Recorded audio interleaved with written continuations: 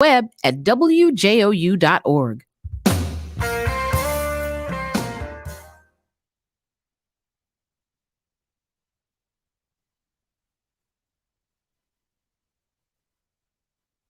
Neither WJOU or its licensee, Oakwood University, necessarily share all the views expressed in its programs. They are, however, presented as public information.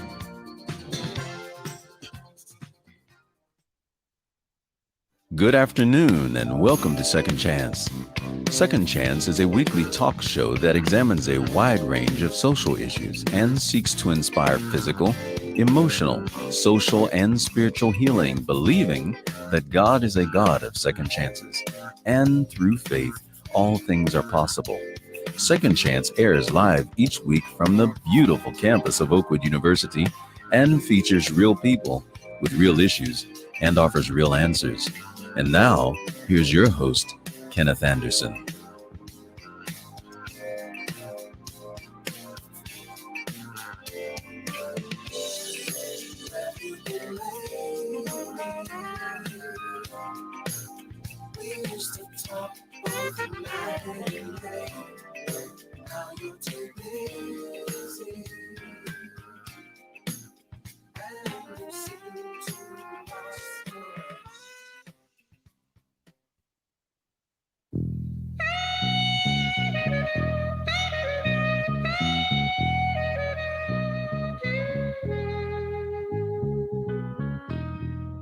Good afternoon and Happy New Year to everyone. I hope that you are having a beautiful second day of the new year, January the 2nd, 2020. So I say Happy New Year to everyone.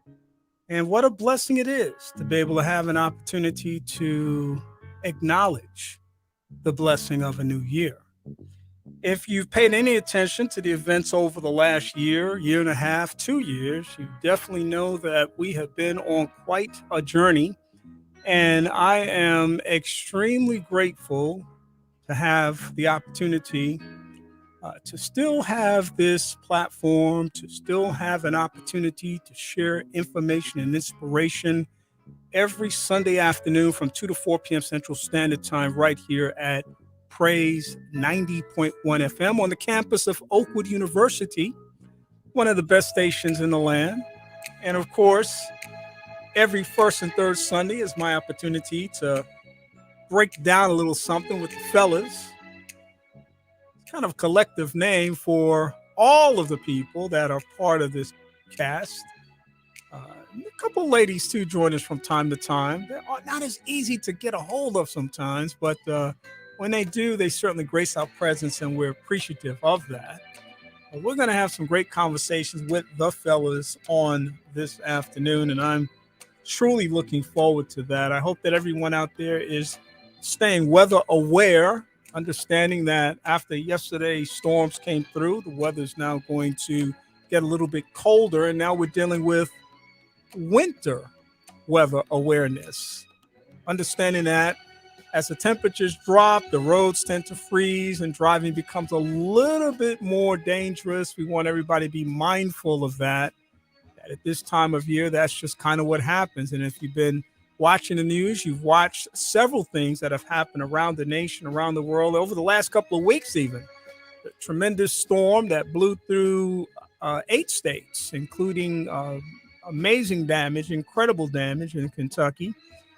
Worst storms that ever blew through there. And then, of course, the big firestorm that blew through a portion of Colorado this past week that was described as just a catastrophic experience. And to hear the testimonies of people talk about how quickly things were catching fire and how strong the winds were and how rapid the fire moved in its path. A lot of strange things happening right now. So again, a lot to be thankful for. And I'm always grateful that I have a chance to bring in some guys who I often say are, a lot sharper than me, because, I'm just one part of the equation. And I'm oftentimes given the opportunity to jump in here and share with the fellas. So we're going to invite them to come in at this time and do some chatting with us. As always, we start out with Brother David Person. What's up, Dave? Kenny, what's going on, man? How you doing? I'm doing great, man. Happy New Year to you. Happy New Year to you too, man. I'm going to shed a little light on myself. I didn't realize it was that dark in here. I was going to say turn some light on the matter, but Yeah. yeah, it's your house, man.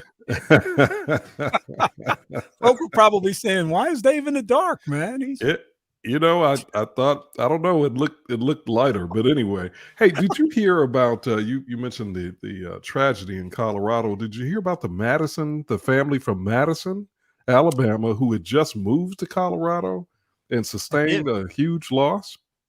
The Spindle family, I believe. Yes, the Spindles. That's right. Yeah. That's right. Yeah, that was just stunning to hear that news. Mm-hmm. So, very tragic.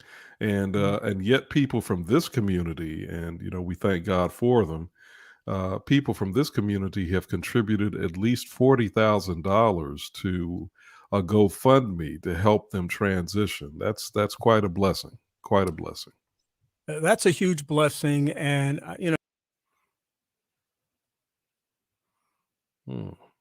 Looks like we lost Kenny, and I don't think I did that. So there must be something going on there in the background. Oh, there you are. Okay. Yeah, I'm here.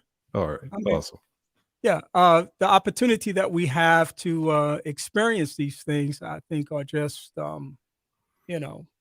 shocking on the one hand, but I think very promising on the other hand when we think about the opportunity that people take to respond to these kinds of tragedies. Absolutely. So God bless the Spindle family. Our thoughts and prayers will go out to them, as well as all the people in Colorado that experienced.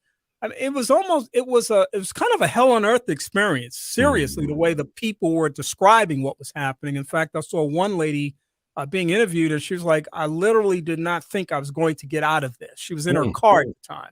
He said, family members sitting next to her. Are we going to make it? Daughter said, "Are we going to make it?" And she's, "I don't know. I don't know." Wow. Yeah, like you said, Kenny, this is a strange time we're living in. There's just a confluence of natural disasters or man-made, whatever the case may be, but they just seem to be so regular now. Yeah. Something to think about. And of course, we'll be thinking about that today with none other than Dr. Sidney Freeman. Dr. Freeman, how are you doing this afternoon? I'm doing good. How are you doing, Kenny? I'm doing great, man. Happy New Year to you. Happy New Year to you. Glad to be here with the fellas. It's good to have you. Do you have any confessions to make at the start of the show? No. But I'm just excited to be here. I have a new little Shih Tzu, so that's been keeping me up. So if my eyes look a little tired, it's been every 2 hours we're making sure the puppy's taken care of. You got a little work going on there. Definitely. Well, good for you. And the name is Pepper. Oh, Pepper. Okay. All right. I'm always interested in how people arrive at those decisions. What was the process for you guys? Well, my wife has been wanting a dog since we've been married. And so this seemed like the best time to do it. So she came up with the name. I'm letting her take the lead on all this stuff. So I got the dog, but all the other things as far as is leading and how it happens is up to her. The whole animal world in the kingdom is a very fascinating thing, first of all, but then when you break it down to dogs and cats, I think it becomes even more fascinating because it's almost a science involved with it. There are adoption processes for animals. There are buy firsthand process. There are buyers out there that selling. I mean, what did you do? What happened was one of our friends from Oakwood that lives in Atlanta, they breed dogs, and my wife saw it online on Facebook, and she brought it to my attention. She didn't know that I was going to make good on it, but we went forward, and I negotiated with our classmate and picked it up right after Christmas. So I'm just going to make two quick observations. Number one, that Oakwood connection is strong. I mean, it's Yeah. for so many different reasons. But the other reason I lingered on this conversation is because dog stories and cat stories, pet stories always tend to generate more likes and more interest. So I just thought I'd rope a few people in talking about the dog. A little ulterior motive there. Dr. Keith Burton joining us this afternoon. Assalamu alaikum, my brother. Walaikum salam, my friend. And I should say, Happy New Year, happy day after Kwanzaa, and happy 9th day of Christmas. What we don't realize sometimes, particularly those who keep to the liturgical year of the Christian calendar, is that Christmas isn't a day, it's a season. And so December the 25th is the first day of Christmas. So it's the 9th day of Christmas. The 12th day of Christmas is when a lot of the Orthodox Christians celebrate how we celebrate on the 25th. So that's why you have the Greek Orthodox, Ethiopian Orthodox celebrating on the 5th or 6th of January. And that's because it's the end of the Christmas season. So we celebrate at the beginning, they celebrate at the end. And so happy 9th day of Christmas. Well, see, we have Dr. Burton on more for just his handsome looks. We have him on for all of that deep insight and knowledge that he provides from one other week to the next. So thank you for that, man. I appreciate it. People literally learning in that, including myself. I was like, fascinating, interesting, good stuff. Thank you, brother. I appreciate you being here as always. And of course, what first show of the year would be complete without Surfer Boy coming on and joining us for a conversation? What's happening, Dr. Brandon Gamble? Hey, Gina May, man. But God, it's good to be with y'all. That's it. That's it. I'm very excited about some good sunny weather. Good outside sets this morning. So I'm glad to catch a few waves and to definitely be with the brothers this wonderful afternoon. So I hope everybody's doing well here in Huntsville and that you enjoy that cooler weather as it comes through, because I had quite a few relatives let me know that it's good and warm here in Huntsville. How y'all doing in California? And it was a few degrees cooler, but I said, that's all right. We're going to average out this whole year, and we're going to do a whole lot better when it comes to just consistent weather. But that's all good. Good to see y'all. Good to see you too, man. And thank you for the reference, man, to the Ginami. Yes. A throwback. This is actually a throwback. Let's see. David would know about this. I don't know if Keith, you would know about the Conference on the African American Family. Something that I launched back in 1995, actually, and carried through towards 2001. I think was the last year I did it. We had a run of about 7 to 8 years, and maybe it was even 2002, because I know I was about to get into my 10th year. And I decided to step away from the conference planning role for a while, because that's a pretty complex and demanding experience, especially when at the end of the day, you're a committee of one. And so as much as I appreciated all the support that I got from people, at the end of the day, it was me. And I just decided not to do it anymore. But it was interesting because this conference evolved from the first year. I'll take people back to 1995 when we were in the Calvary Hill Center off of University Drive. It was a one-day conference for about 4 hours.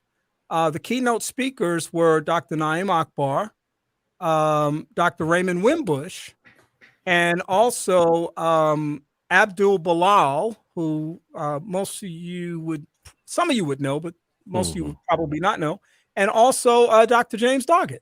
And so it was a very, very interesting experience that first year that inspired us. And here's a little backstory from that, too, because a lot of people don't know this. Eric Thomas and I had been doing some work together back around that time. We had gone to a conference in Atlanta, and then we went to a conference in Michigan and presented at both of those. And we just started kind of talking about, we're going to all these different conferences, man, let's do something right here on the ground. And so he and I put our heads together. We reached out to Dr. Akbar, who we had great respect for, had seen him speak many times, and invited him to come. We told him, look, we're just a couple of brothers trying to make a difference. And he only charged us like $1,500 that we had to generate sponsorship for, but he costs a whole lot more than $1,500 typically to bring. And so we were very, very inspired by that. The conference evolved from the conference on the Black male to the conference on the family, African-American family, and then the conference on the family, because we recognized it was evolution in terms of the conversation and form that we were bringing together. So, this is a shirt that we developed from that. This became our symbol. And so I just wanted to do a throwback today. Nice. And so thank you for recognizing that. And one of your, you had some news-making speakers and presenters, one of whom was, if folks remember, Kimba Smith, who was eventually pardoned, got a presidential pardon. Was it a pardon or a commutation? I can't remember. It was a commutation. Commutation, yeah. But Kimba Smith, who got the commutation, I want to say it was from Clinton. Is that right? Was that Bill Clinton that did that? Yes. Yeah. Mm-hmm. And she was someone who had a phenomenal story, just an amazing story that she shared at the conference. In fact, was she at the conference more than once or just once? Well, the way it happened was I read the story in Emerge magazine. It's a powerful cover story that George Curry did. And of course, George Curry came one year as well. Yeah, the late great George Curry. Yeah, that's right. And we invited Gus and Odessa Smith, Kimba's parents, and they came, and they just kind of talked about mandatory minimum sentencing and how Kimba had gotten caught up in the situation, and they were really praying for her release. And we said, well, look, when Kimba's released, we want you all to come back. And so she was released in the time in which we were doing that. And she came and presented, and Kimba and I have kept in touch since that time. Her son, Armani, who was with Gus and Odessa at the time, just graduated with his master's degree. Wow. Which is absolutely phenomenal. And to see this photo of him in Paris, he went to school in Paris, was just an amazing image. And I just, shot Kimba a note saying, how proud I was of her and of him, and just a beautiful story to see this whole thing come full circle. That was such a powerful moment. Man, that's awesome. That is awesome. And so I'm saying all this to say that your conference was historic in nature because of the people you brought. George Curry, my colleague, who I went on some international trips with, and others. You brought these people to town and exposed the Huntsville community to them. And even though you retired from the business, you retired on a high note, I think, with a good legacy there, man. Oh, thank you. Yeah. Others, Bishop Vashti McKenzie, Bishop Frank Reid. We had Dr. Michael Eric Dyson. We had Hakeem Mata Beauty. We had Milana Karenga.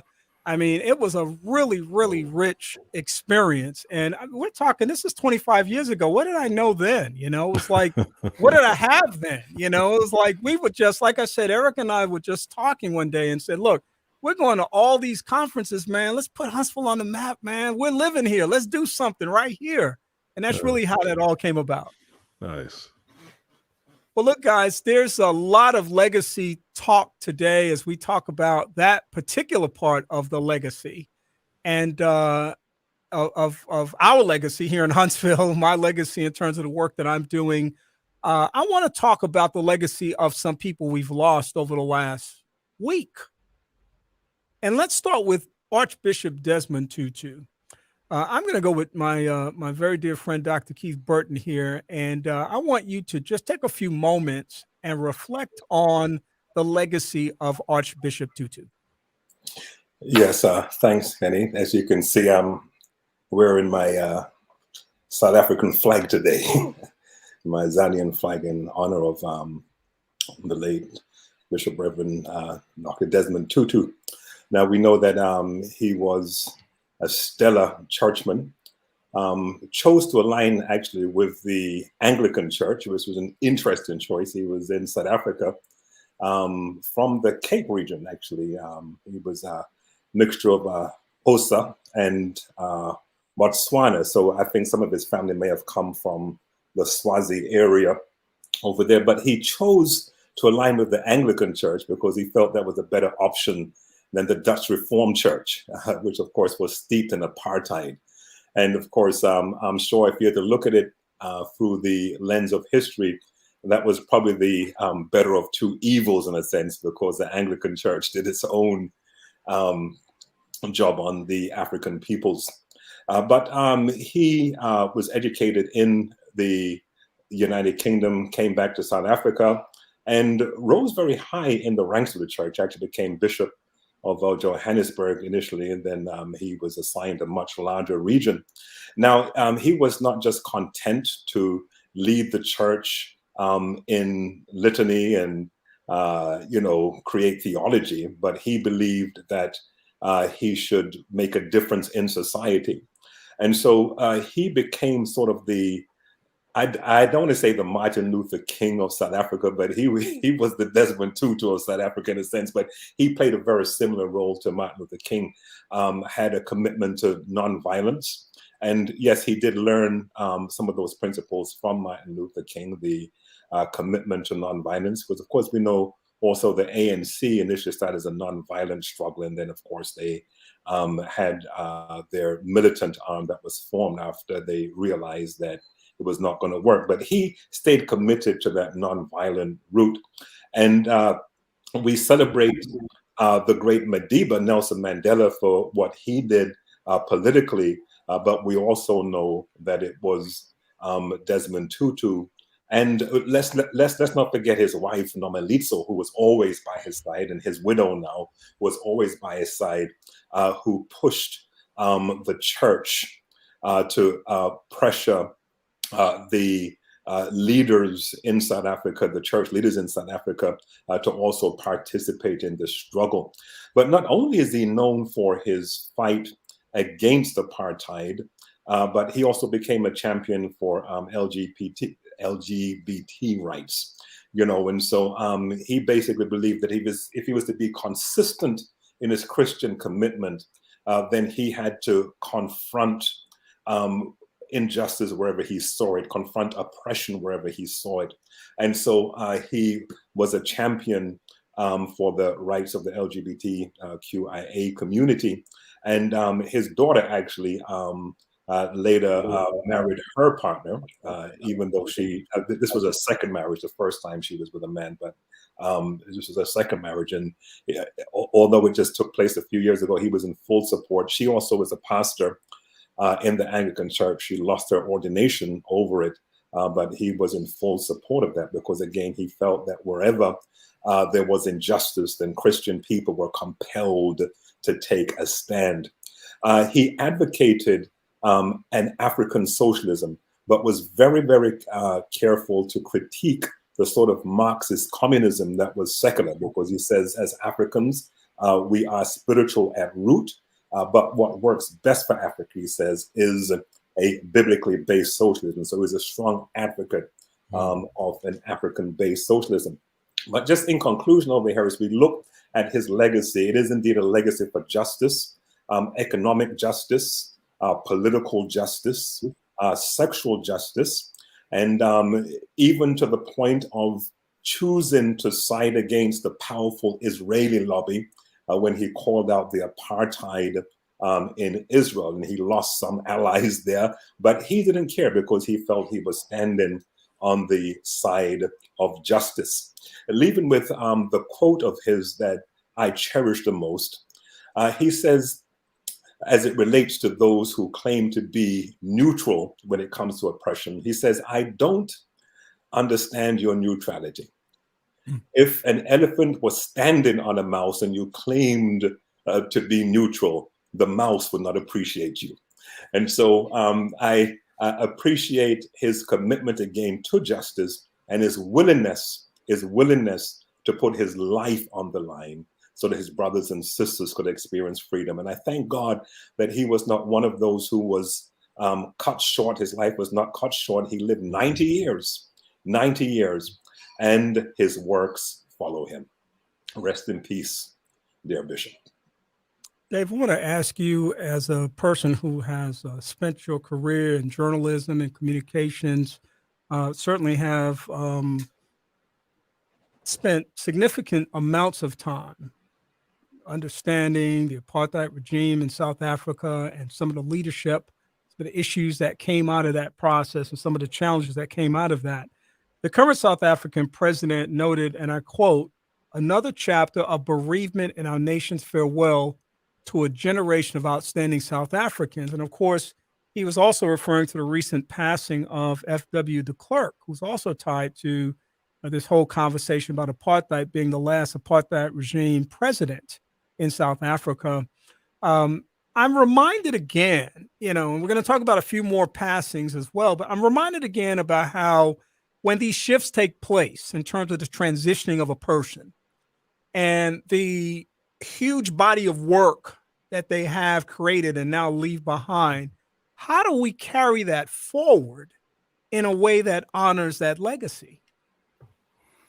Well, I would say that that it starts with gaining an understanding of who the person is, and I think Keith just laid out, a very comprehensive sort of biographical sketch of Bishop Tutu, and not just understanding who they are, but understanding the context in which they worked, and the relevance of their work during their peak times.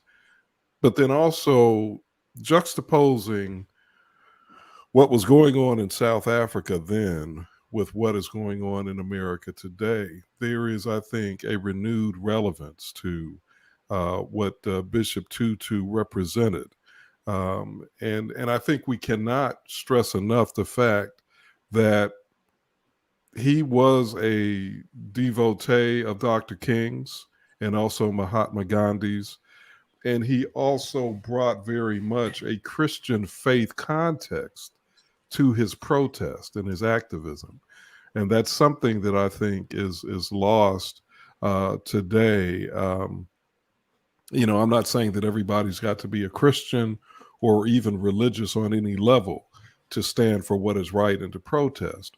But there is a unique vitality that has come from the church-based and the Christian-based protest, certainly in the Western world, and we've seen that not only in this country, but we saw it in South Africa. So, and I think South Africa was a quasi, and I don't know, my scholars may correct me on this, but I want to say that South Africa was sort of quasi-Western. It was on the African continent, but certainly. In many ways, it was a reflection of Western thought and Western values, both good and evil.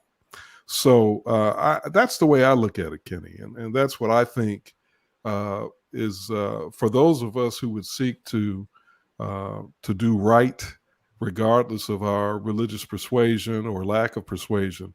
I think we can find an immense relevance in what Bishop Tutu stood for.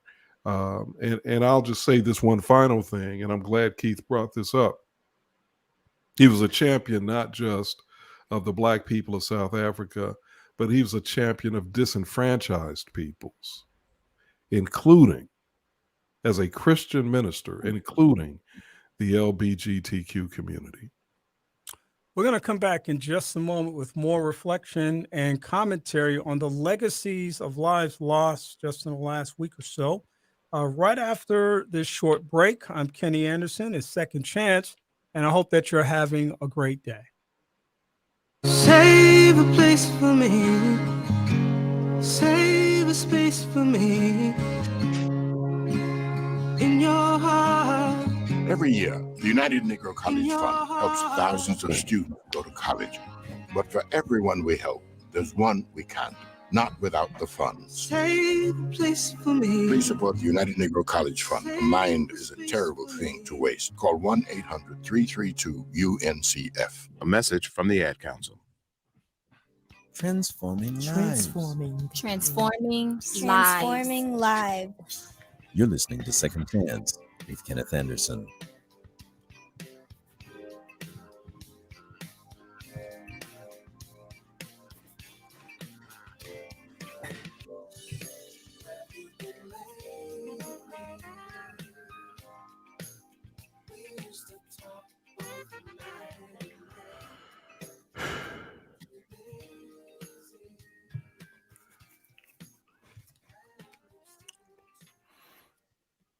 Welcome back to the Second Chance radio broadcast. Kenny Anderson, host and producer, joined this afternoon for commentary and perspective by David Person, Dr. Keith Burton, Dr. Brandon Gamble, and Dr. Sidney Freeman Jr. So glad to have the brothers in the house today, and so glad to be able to have an opportunity to reflect on lots and lots of things that we have to talk about today. And there are a ton of things, so we'll keep the conversation moving. Just in the past week, we heard about the death of legendary coach, NFL analyst, and gamer, a video gamer, John Madden, at the age of 85. And I just wanted to, I'll start with Dr. Brandon Gamble, to give you an opportunity to reflect on his life. And, you know, this bag of losses is really interesting because there's a lot of diversity in the context of these people that have been lost over the last few days. And I think there's a lot to be learned from them as well. So, Brandon, I'm going to give you a chance to talk a little bit about the legacy of John Madden. I think it's his quotes.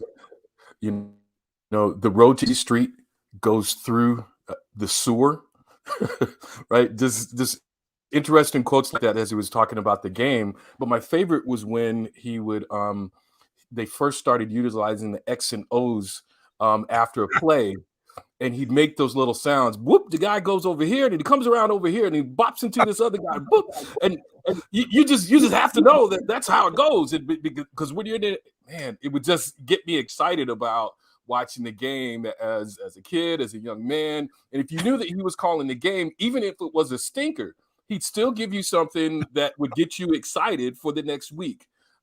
Just a great ambassador for the game, but also a brilliant mind who used the vocabulary of the everyday person.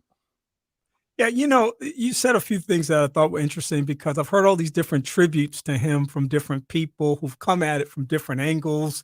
There have been people who've talked a little bit about the fact that he was claustrophobic, so he rode the bus everywhere. They said it wasn't just a fear of flying, it was just he was claustrophobic. He would try to avoid taking an elevator if he could. And you had this sort of a gentle giant of sorts. He's a big man, you know, and didn't have a significant amount of success on the field as a coach. He only won one Super Bowl. You'd think he won about 4 or 5, the way you think about Madden. But really, the strength of who Madden became was his post-football career. And I heard somebody talk a little bit about how initially when he was approached, he was like, you know, what do I have to offer to this process? And he had a little self-doubt about it. But the person that hired him was talking about, it was just like one conversation when, as you said, he was using the everyday language of people that was something that just connected with you.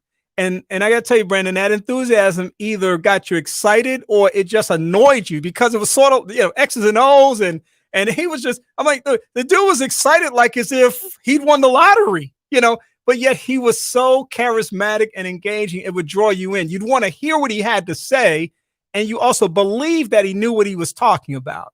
And that I thought was part of his legacy as well. Dr. Freeman, you want to share a little bit about your thoughts about the passing of the great John Madden?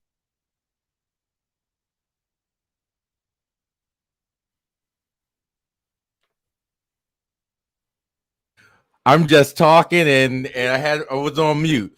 When I think about Madden, I think about the video game and how that kind of revolutionized kind of the way we're thinking about sports and gaming and those kinds of things. I remember his commentary. And so it's just a major loss. Just like you said, in the midst of all these different losses in the last few weeks, but it was fun to be on the latter side of Madden's career, but to kind of see his cultural impact on the game. I have, and I'm writing this in the comments right now on the Facebook live feed, a confession. I've never played Madden. Anybody else can join me? I know Keith has never played. I've never played either. Dave's never played. Brandon, have you played Madden? Yes, I did, especially when it first came out. And what I'm not big into video games. What I liked about it is that you could hear his voice calling commentary about somebody who got mollywopped on the front end, or somebody who got oh man, just his enthusiasm was in the game, and I think that's what made it what made a video game all the more real. So I mean, I played video games I think up until 92, 93, when I was a student at Oakwood, and then I had to go to grad school, and I thought like, well, I got to do other things. But some of my friends were playing Madden, and just to hear it video games took a huge leap, I think, because of him, because he was willing to lend his voice and his personality and his enthusiasm to a game. I mean, we're still talking about him, and the video games, and that was decades ago. A lot of kids who play video games now, they weren't even born when Madden came out. But his lending his name to EA Sports just added a whole other dimension to it, and I think even some of the other games were brought along by that. Nobody cared about a soccer game. But soccer became very hot because it was a part of EA Sports, and EA Sports had Madden, and yeah, he had a very, very strong impact on, I think, the current even enthusiasm for football. We have another 51 weeks left in terms of programming on this show, but I don't think there'll be a better expression than mollywopped in any one of those shows. And I just wanted to acknowledge that as we chat this afternoon. Is there a definition? What is a mollywop? I don't actually know. Well, turn to the expert that used it. I guess I have to Google that. I'm just see if I can. Yeah. And my dad's over in the next room. He loves football, so he'll probably be able to. He'll actually have one for me. He'll have an answer. Okay. Oh yeah. But we'll have to make him part of our research and development division, so we can stay on top of these understandings. Of course, there's always Google now. Google is your friend. So I want to ask about the legendary Betty White, who died on this past Friday, December 31st. It feels like I've known Betty White all my life. Now, of course, I'm in my 60s, so I have known her for a long time. And I actually remember her being married to the game show host Alan Ludden, but she was still, she was Alan Ludden's wife back then, basically, Betty White. And of course, she had a great career prior to that, but I mean, she really wasn't the Betty White that she became after shows like The Golden Girls. And I'll make another confession. Back in the mid-'80s, that was my Saturday night guilty pleasure. I was a Golden Girl fan. I mean, I was tuned in on Saturday night, and that was a great lineup because it's Room 227, the show with Marla Gibbs. That's probably the wrong name, but the show with Marla Gibbs, and it was The Golden Girls, and there was another show. That Saturday night lineup was a beast back in the mid-'80s. And I was right there. What was that? No, that was 227. Yeah, 227. Okay. Yeah. I think I threw Room on there though, but I don't know where that came from. But that was just an amazing show, and the timing. I thought the timing of that show as a comedic venture was just extraordinary. B. Arthur, I thought, was incredible on that show, and just the whole cast was phenomenal. But Betty White was always the person that kind of she was the catalyst in that whole process because of her deficiencies, as I'll put it that way, at that time. Your thoughts about Betty? I'm just going to throw it out there. Anybody want to comment on Betty White? Because clearly at 99, and I was saying earlier how People magazine had actually devoted a cover to her in anticipation of her 100th birthday here in a couple of weeks. And they were talking about that on Friday as well. Betty White, George Burns lived to be 100. I mean, you've got these people who almost have like second life. Tony Singer, Tony, and I'm just horrible with names right now. Tony Bennett. Tony Bennett. Yeah, thank you, Tony Bennett. You know, these people that almost have second lives in their golden years. I always think that's one of the coolest things in the world to see. And Betty White, to me, seemed like she literally enjoyed every moment of what she was experiencing. She was enjoying her fandom. She was enjoying opportunities to still work. I mean, she was just somebody who just embraced it all. Anyone want to comment on Betty White's legacy?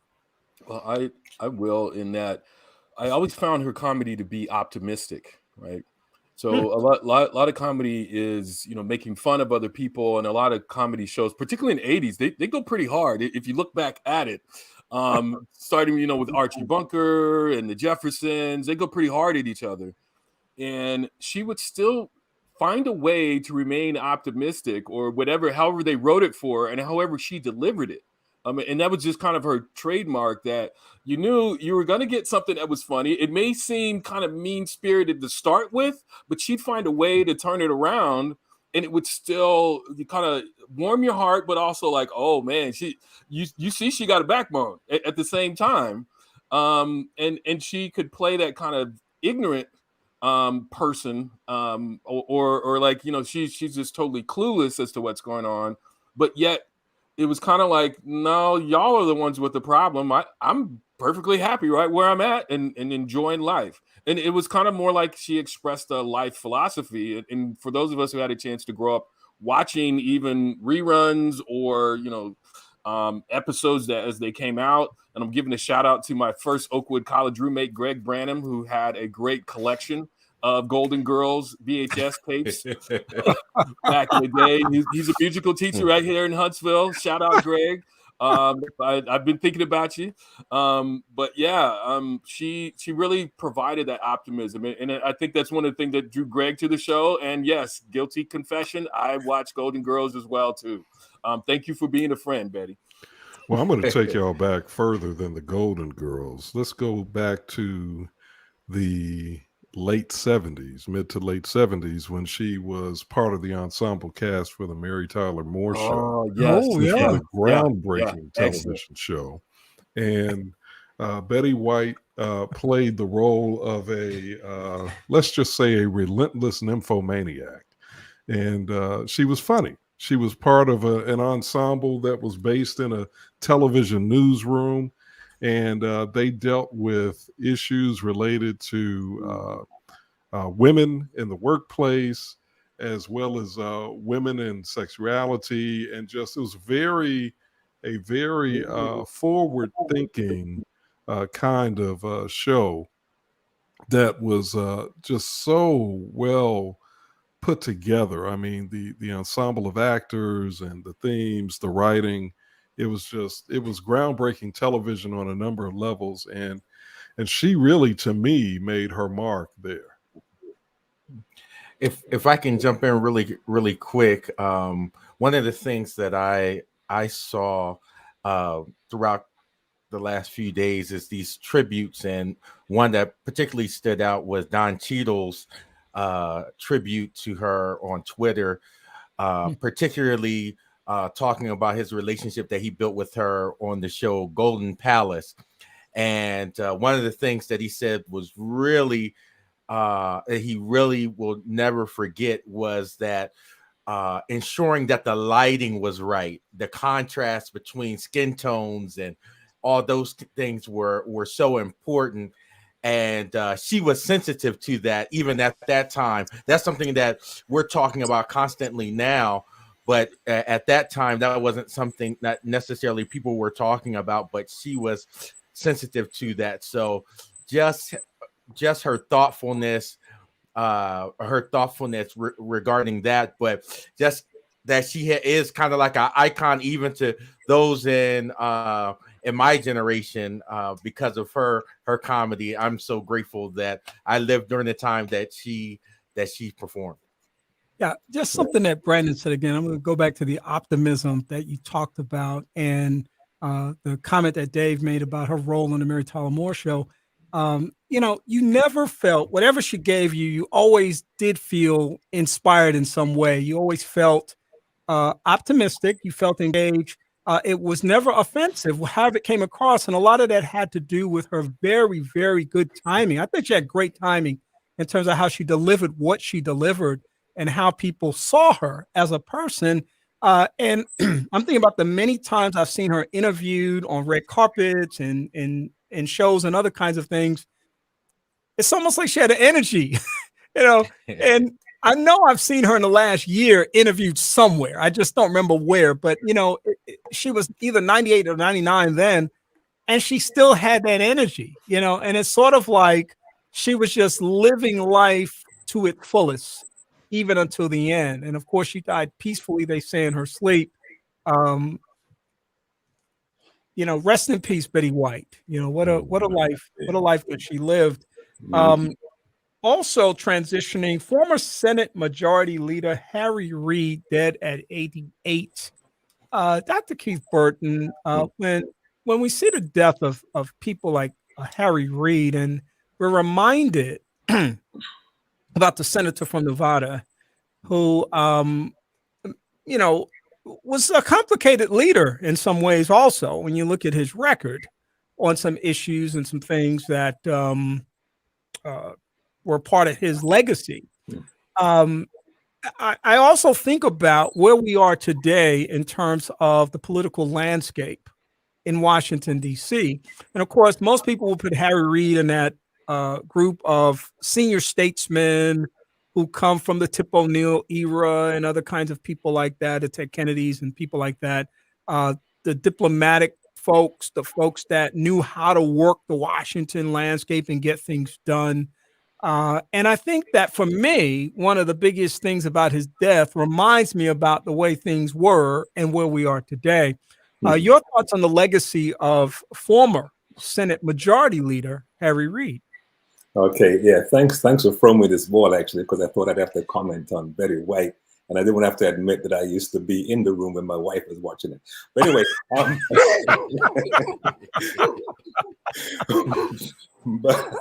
but Senator Reid, of course, we know, as you said, he was a great statesperson, and his legacy, at least, it's going to depend upon whose side you're on, in a sense, you know, because some people will look at a couple of the, I guess, let me say minor controversy, but there were a couple of ethical issues as it relates to some things that he pushed through that appeared to have padded his own pockets, you know. But hey, I mean, that's our government today, right? I'm not saying it's okay, but you know, that's the least I think that one can point to as something that should discredit anything stellar that he's left behind. And so he had those 30 years in the Senate before that, one of the couple Congress people from Nevada, and rose to the top of his game, you know, leading his party in the Senate. And what I think is going to be his most stellar accomplishment, number one, we do know that he took a hit for something that he said about Obama, speaking about his eloquence for the view, and saying that, you know, his skin tone is about the right color for folk to vote for him, sort of thing. But what we didn't know, at least what a lot of people didn't know until Barack Obama wrote his autobiography, was that he was one who helped to convince Obama to run for president.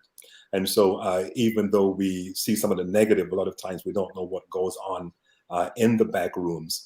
He was also very instrumental in ensuring that the Affordable Care Act and other stellar achievements under the Obama administration got through. And now, of course, he was able to do this by, you know, I think it's the first time we all heard about the nuclear option, you know, where they were able to, again, parliamentary. This was all legal in a sense, but apparently had not been done before, at least. Not that that's the first time I'd heard the term the nuclear option.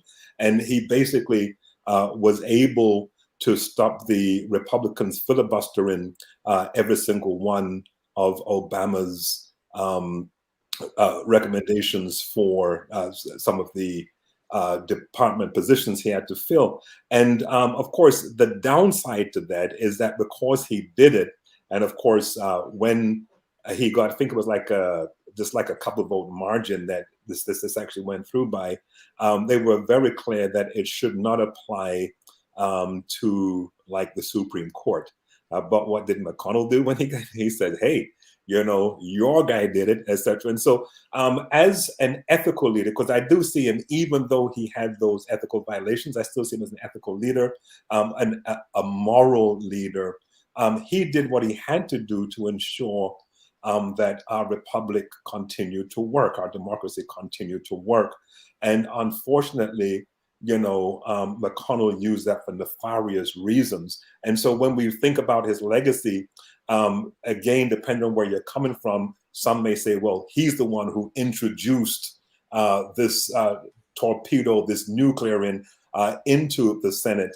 Whereas those of us who are looking at it from the standpoint of justice, from the standpoint of fairness, can say, well, yes, he did use the laws in a certain way, and it was legal what he did, but he did it for a good cause.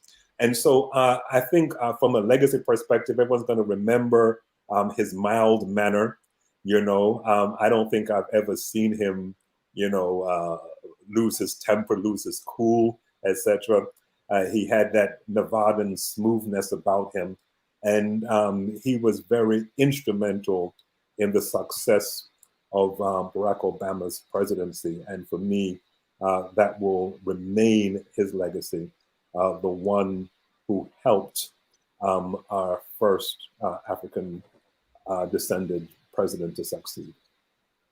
Dave, Harry Reid, what are your thoughts about his legacy? Well, I think he epitomized an approach that Democrats have really gotten away from. And I think, and as a Democrat, I'm going to say, I think it has been to our, it has not accrued to our benefit to move away from this approach. And that is to not be afraid to throw punches, to not be afraid to throw elbows. Harry Reid was a boxer at one point in his life. And so he took that pugilistic mentality into the political arena. Sometimes, throwing punches that, as I think Keith alluded to, were not good punches, from our standpoint as being moral or wise or what have you. But I think the idea of throwing punches, it's appropriate in politics to throw punches. And Democrats have to get back to that. So I think that's something that Harry Reid epitomized. He was not afraid to do. He also knew how to be that person while at the same time coming across, I think, not at all in a histrionic kind of way. He came across as sort of mild-mannered, but if a punch needed to be thrown, he was happy to do it. And I think that's what we need in the Democratic Party today. Yeah, I think so too. Of course, this is going to be a big year as it relates to midterm elections. If the Democrats are going to start throwing punches, they better start throwing them soon because,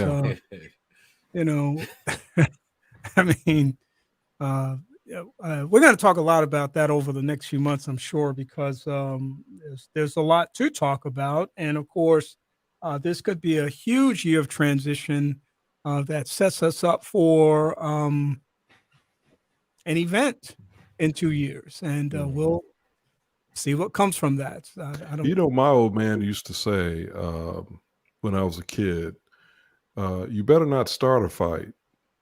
But if somebody starts a fight with you, you better finish it. And I think that's what we need. And again, going back to Harry Reid, I'm not saying we need to go out there as Democrats and take, wild swings at people and take pot shots and all that. But when the gauntlet is thrown down, we need to be there ready to swing back, I think that's what's needed. And we're about to take a short break here, but I'm going to give you what I'm going to call an example of what we're talking about. And I express this not for agreement. This is just my perspective. Recently, when President Biden was speaking, he acknowledged the former president for his work in developing the vaccine. And and in many ways celebrated that process. And that became the story of that particular conversation. You know, so sort of like whatever else was said, that was the piece that was extracted from that, and that's what the soundbite became. You know, Biden celebrates Trump for developing the vaccine. And I immediately began thinking, what are the Republicans celebrating the Democrats for? And I'm not saying that to say that he should not have done that, but I think that that was already acknowledged. That was a part of the historical record. That's something that does not have to be changed. But I think that the reason Democrats oftentimes look like punks, because they'll come back and they'll say something that they don't need to say, and then get credit for saying what they did not need to say. I mean, again, I'm very, very frustrated with this. We didn't see Omicron coming. That was one of the most asinine, stupid, and ridiculous statements that anybody could have made. It only seemed like you're trying to spin the situation or run from a situation. Like, you're the administration, now own it. Own it. Own your shortcomings as far as testing is concerned. Own your shortcomings as far as the information mess up is going. The messaging mess up is going. Own those things and fix those things. Stop jumping out here and saying, we didn't see it coming. We didn't know it'd be this bad. Stop that foolishness. You sound like seasoned politicians when you do it. And you don't sound like the people who you were when you were running for office, which is not uncommon for political figures. But that's what I'm saying. It's sort of like, okay, you just said something that didn't even need to be said. He got the credit for it. But now you're celebrating it as a Democrat. And in his mind, I'm sure he's thinking, well, I'm gonna be the better guy. I'm gonna put out the olive leaf. Dude, you're bringing a knife to a gunfight. Period. Period. And you don't even realize it. All right, I'm going to get off of it. I look, I've got I've got 2.5 years to deal with the Biden administration. Let me save some of that energy for that period of time. We're going to keep this conversation going. I didn't want to acknowledge the passing yesterday, though, a very shocking death in the jazz world. Of course, those that know me know that I like jazz, and I am the promoter of Jazz in the Park Huntsville, and the host of the Jazz with Kenny Anderson podcast. There you go. There you go. And trying to find my way, Dave. I've still got Biden on my brain there. It's just weighing me down with stuff. Couldn't find my way for a second. Okay, I'm back. Nick Coleone, legendary jazz guitarist, dead yesterday, and has sent shockwaves through the jazz music world. Rest in peace, Nick Coleone. The tributes have been pouring in. I never had a chance to work with him. He was definitely on my list at some point to bring as a headliner, but I just never got to it. One of his agents that works out of New York, that actually does the booking for Brian Simpson, has mentioned him a couple of times. I just couldn't put him into the package. And so, but he was on my list to do, things to do. And of course, he passed yesterday suddenly, and has just basically sent shockwaves. So again, to his family, loved ones, friends, fandom, we certainly express our condolences on behalf of the loss of the great guitarist, smooth jazz guitarist, Nick Coleone. Tough way to start the new year, but hopefully his family and friends will find a way to get through that. We're going to come back on the other side of this conversation and talk COVID, guys. There's a lot to talk about, clearly, as far as COVID is concerned. And I guess I want to know, are things getting better or are things getting worse? And this is the guy that can tell me which one it is. So I'm looking forward to you guys for your deep insight and perspective on the other side of this short break. I'm Kenny Anderson. It's Second Chance. And you know what? I hope that every single one of you are having a fantastic day today. Praise 90.1 FM.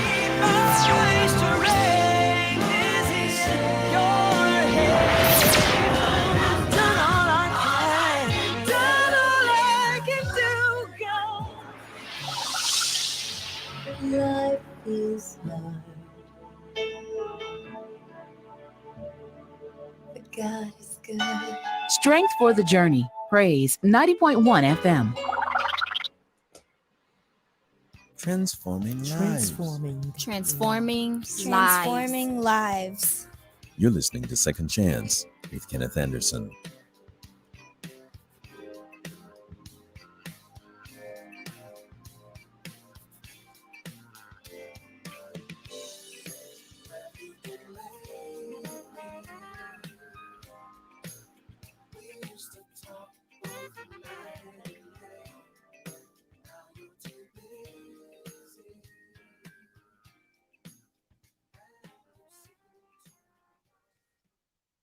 Welcome back to the broadcast. My guests today, David Person, Dr. Keith Burton, Dr. Brandon Gamble, and Dr. Sidney Freeman Jr. joining us from all over the world today, at least the nation.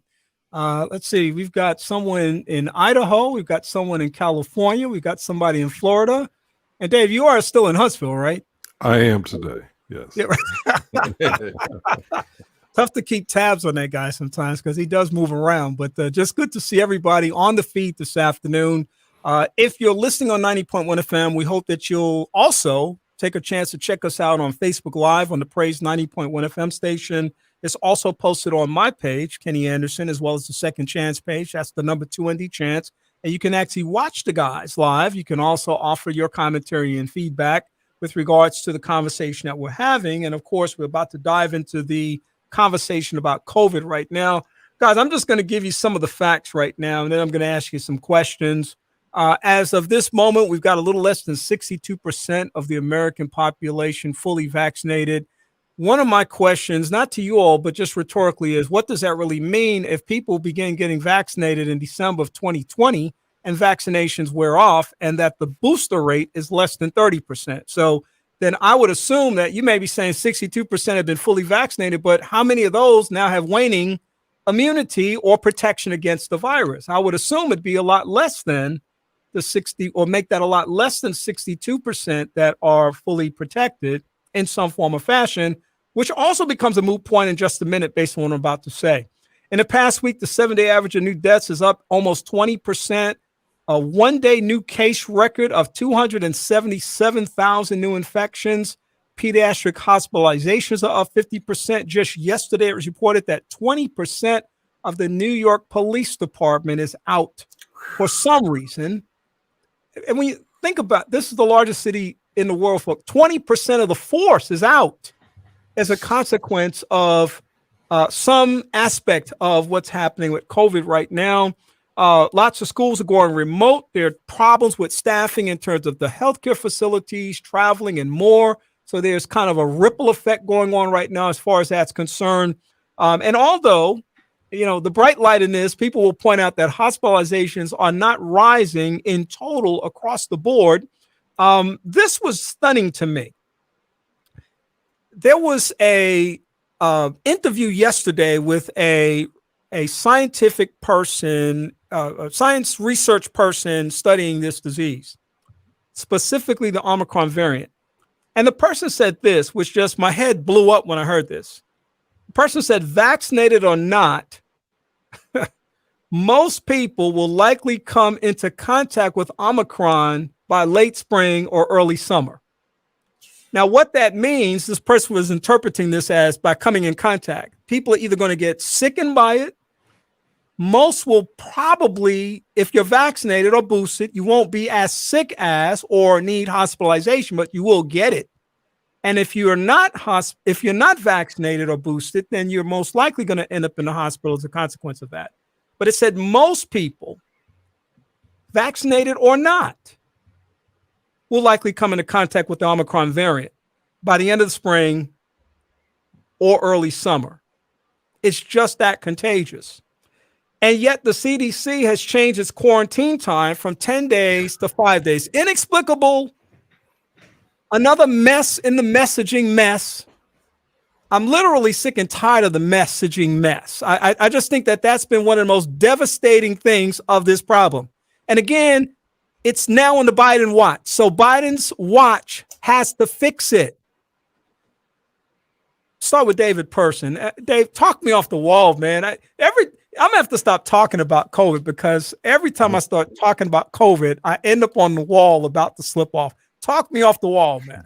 Yeah, well, I mean, it's understandable because, you know, the way this nation was introduced to this virus and the government's response was so dramatically flawed and really, you know, just disturbingly antagonistic from the Trump administration, that it's understandable that we're at a point where we're still trying to figure out, you know, what we should be doing. But you're right. You know, Trump is not in office now.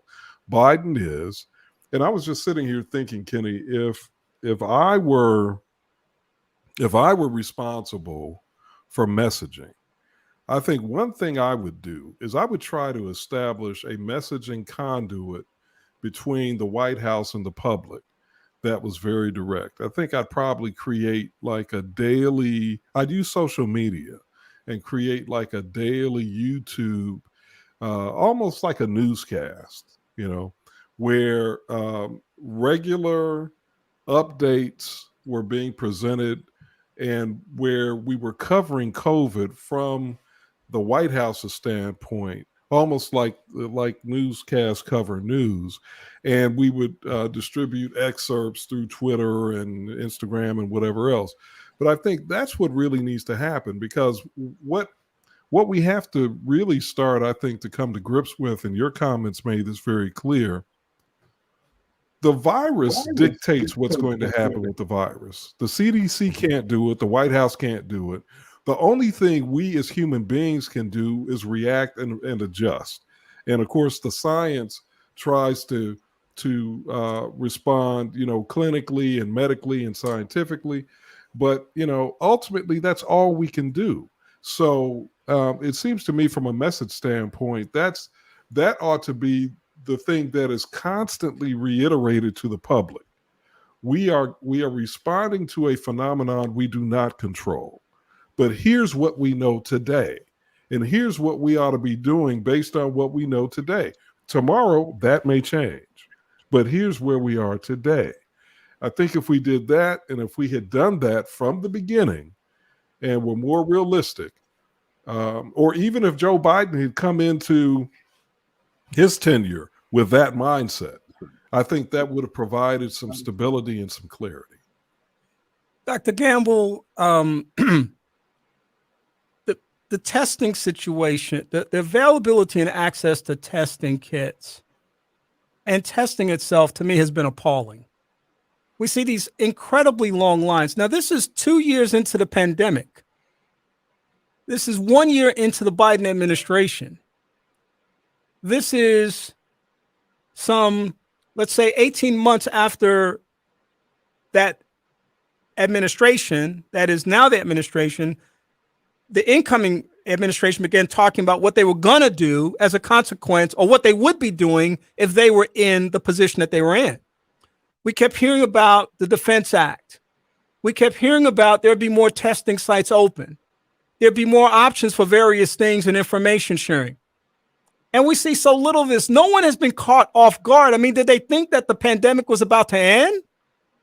I mean, this is a rolling process, and that's what it's been the whole time. I am absolutely frustrated that I have to turn the TV on and see the lines that I see, that I have to hear the news that I hear about test kits are not available, and the fact that, oh, you know, some of the test kits are not really, or some of the products are not really doing what they need to be doing anyway, in terms of being able to monitor the situation and predict certain things about the situation, and then allow people to make solid choices about the situation.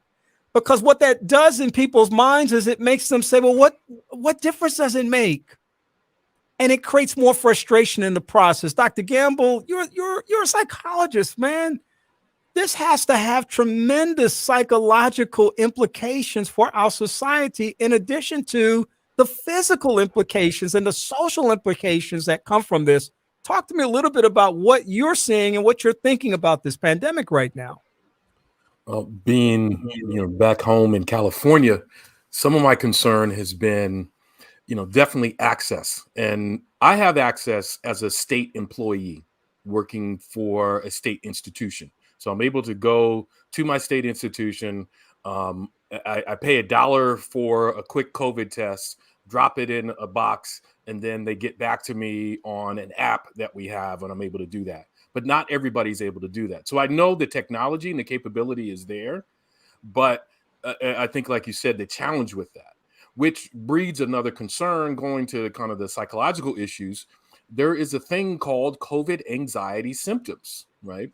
Where people have obsessive thoughts about COVID-19. People are worried about social distancing and isolation, and the constant challenge of having to do that. Sometimes you give it up. Sometimes you got to go back to it. You hear about this Omicron on the news, or Omarion has been the conversation for some folks who may not be able to pronounce Omicron. And poor Omarion, he's just a singer trying to live his life. And I'm making light of it so we can laugh a little bit because it's heavy. It's heavy. Right? People have anxiety over daily activities and work and whether or not they're going to be able to go to this place, particularly around the holidays when, shopping centers are filled with a lot of people. What time do I go? When do I go? How do I time this so I'm not around a bunch of other people? Well, if I have to go, can I wear gloves and the face mask and the double covering and cover myself up so I'm not exposed to any of this? And even in spite of all of that, sometimes you'll have a family gathering and somebody stop by. And I know folks from Huntsville to California to other parts who've had those family gatherings and now they're testing positive. So this can lead to feelings, and I'm going through these anxiety symptoms here. There's two more: bitter or hopeless feelings about the pandemic overall, which I think is something that the administration, when I'm talking the federal government or even state governments, should factor into how they go about having these conversations with folks. They're not inspiring hope. They're not inspiring certainty. Right. And we have all these great advertising thinkers. Forget even our scientific thinkers, but advertising in itself, that I'll say, is a science. Coming from my field, psychology, we've got to do a better job of promoting a sense of safety because that's not even there. Right. And then this leads to something that disrupts all kinds of people. And the last symptom of this COVID anxiety symptom, and I'll say them once again, is disruptive sleep. So these obsessive thoughts, worry about social isolation, anxiety over daily activities, bitter or hopeless feelings about the pandemic, and then disrupted sleep. And for people who have this kind of, and I think too, there's like this fatigue. So this last piece I'll share, because this is kind of inside information. I talked to mental health providers and therapists who are constantly working now because the volume has gone all the way up. So they're working an 8 to 8 day. Because they can be accessible through Zoom or other mediums online, they're trying to do their best. And what's interesting, they're kind of outside of mainstream society because they're constantly working outside of connecting with people. It's creating a weird space for even the helpers are having difficulty with the situation and not being able to connect. So they're having to create ways in which they connect with other people. We're in a tough spot, and I would like to see more and I agree with you, Kenny. I'd like to see more from either state administrations and the federal administration in regards to health and human services or whatever it is. Get the messaging right so we're all on the same page, and then get the logistics right so we're able to know whether or not we have this thing. And then also, where do we have access to things like the booster shot or some other type of support like mental health services, right? All that messaging needs to be much clearer at this point. In the 1980s, when HIV/AIDS was a thing, and in a very similar way, it hit the world by storm, and everyone was concerned about what this thing was. The Surgeon General at that time, C. Everett Koop, and in somewhat defiance of what the government was doing, this was under the Reagan administration, so he didn't do this freely. He had some resistance to this process. There's a great book called "And the Band Played On" by Randy Schultz, a journalist. I think it's the seminal book on HIV/AIDS, and the band played on. It is an excellent book that really juxtaposes the convergence of the lack of the Reagan administration to respond to AIDS the unwillingness of local governments to shut down bathhouses and the restriction of access to information that could have easily could have contained this thing a lot quicker than it was. And it's very interesting as I watch this, because I remember that time very clearly. And of course, my sister became HIV positive in the mid 80s around that same time. But the Surgeon General C. Everett Koop sent to every household in America a pamphlet. And because I'm a pack rat, I still have mine today. A pamphlet about HIV/AIDS. It was an information brochure that went to every single household in America. Now, did that get the job done necessarily? Not necessarily, but it showed a good faith effort on the part of the national government to be able to saturate the community with unified information about this situation. What we found with this pandemic, information is coming from everywhere all the time. And now we've got the convergence of social media. So that complicates the problem. And Dr. Freeman, we see schools going back to virtual spaces, at least in some instances, for the first or second week of classes in some cases. Some are extending that a little bit more to the end of the month to kind of feel things out. I don't know what your institution is doing. Maybe you can tell us what's happening there. But what concerns do you have as a person in academia working with students as it relates to where we are right now with this problem and sort of like the reversal of things that are going on as it relates to this pandemic? The biggest challenge is that there's no consistency across institutions.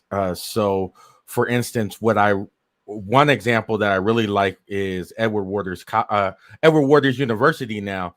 Their president said that school will start on the 18th.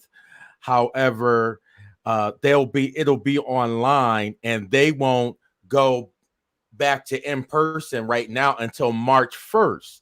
And so they're hoping that the spike will have gone down by that time. But my institution hasn't said anything. And so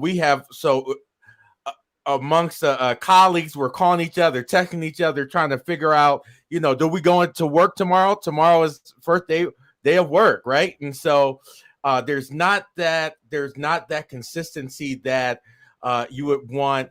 I also think about with that syndrome, that COVID anxiety syndrome. I'm thinking about parents at the K-12 level and the need for them to work yet send their children to school, and their children possibly picking it up. You have teachers that are frustrated because they're saying, I may catch it at the school and bring it back home to my children. So it's really a challenging time, and I think that I wish that there was some consistency across the board. That's the challenge with kind of just leaving it to states and not having kind of a national push, because if you had a national push and said, this is what we're going to do nationally, I think it would make it easier for some decisions to be made on the personal level. Yeah. Dr.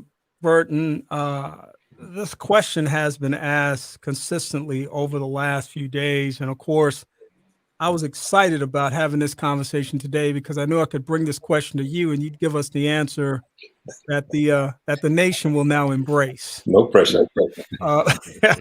You can handle it. Should proof of vaccination be required for domestic flights?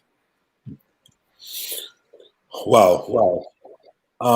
Had you asked this question a couple weeks ago, I probably would have said yes.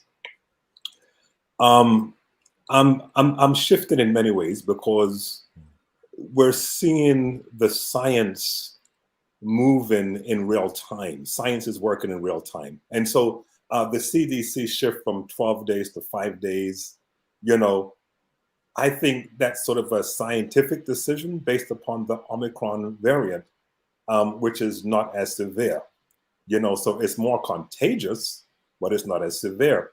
And so it's very possible, for instance, that the Omicron may be that natural vaccine, may be the very thing that breaks the back of this camel. We really don't know.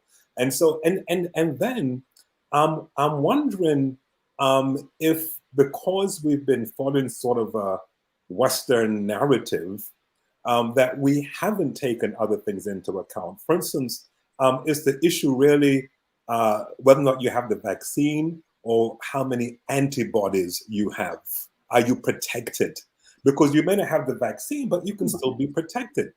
My brother, Peter, who's a year younger than I, cancer survivor, he was one of the first that I know to have contacted COVID. He had no idea he had COVID. We just know he was really sick in the hospital at the end of 2019. And he didn't know till months after when they checked him and he had all these antibodies. He's like, what? So he had COVID and he's been around. Everyone in his house had COVID. When my mother had COVID and all of my siblings refused to go down there to get close to, well, I mean, they were going to the house, but they weren't getting close to her. He was close. I mean, he's been up in the center, still hasn't been vaccinated.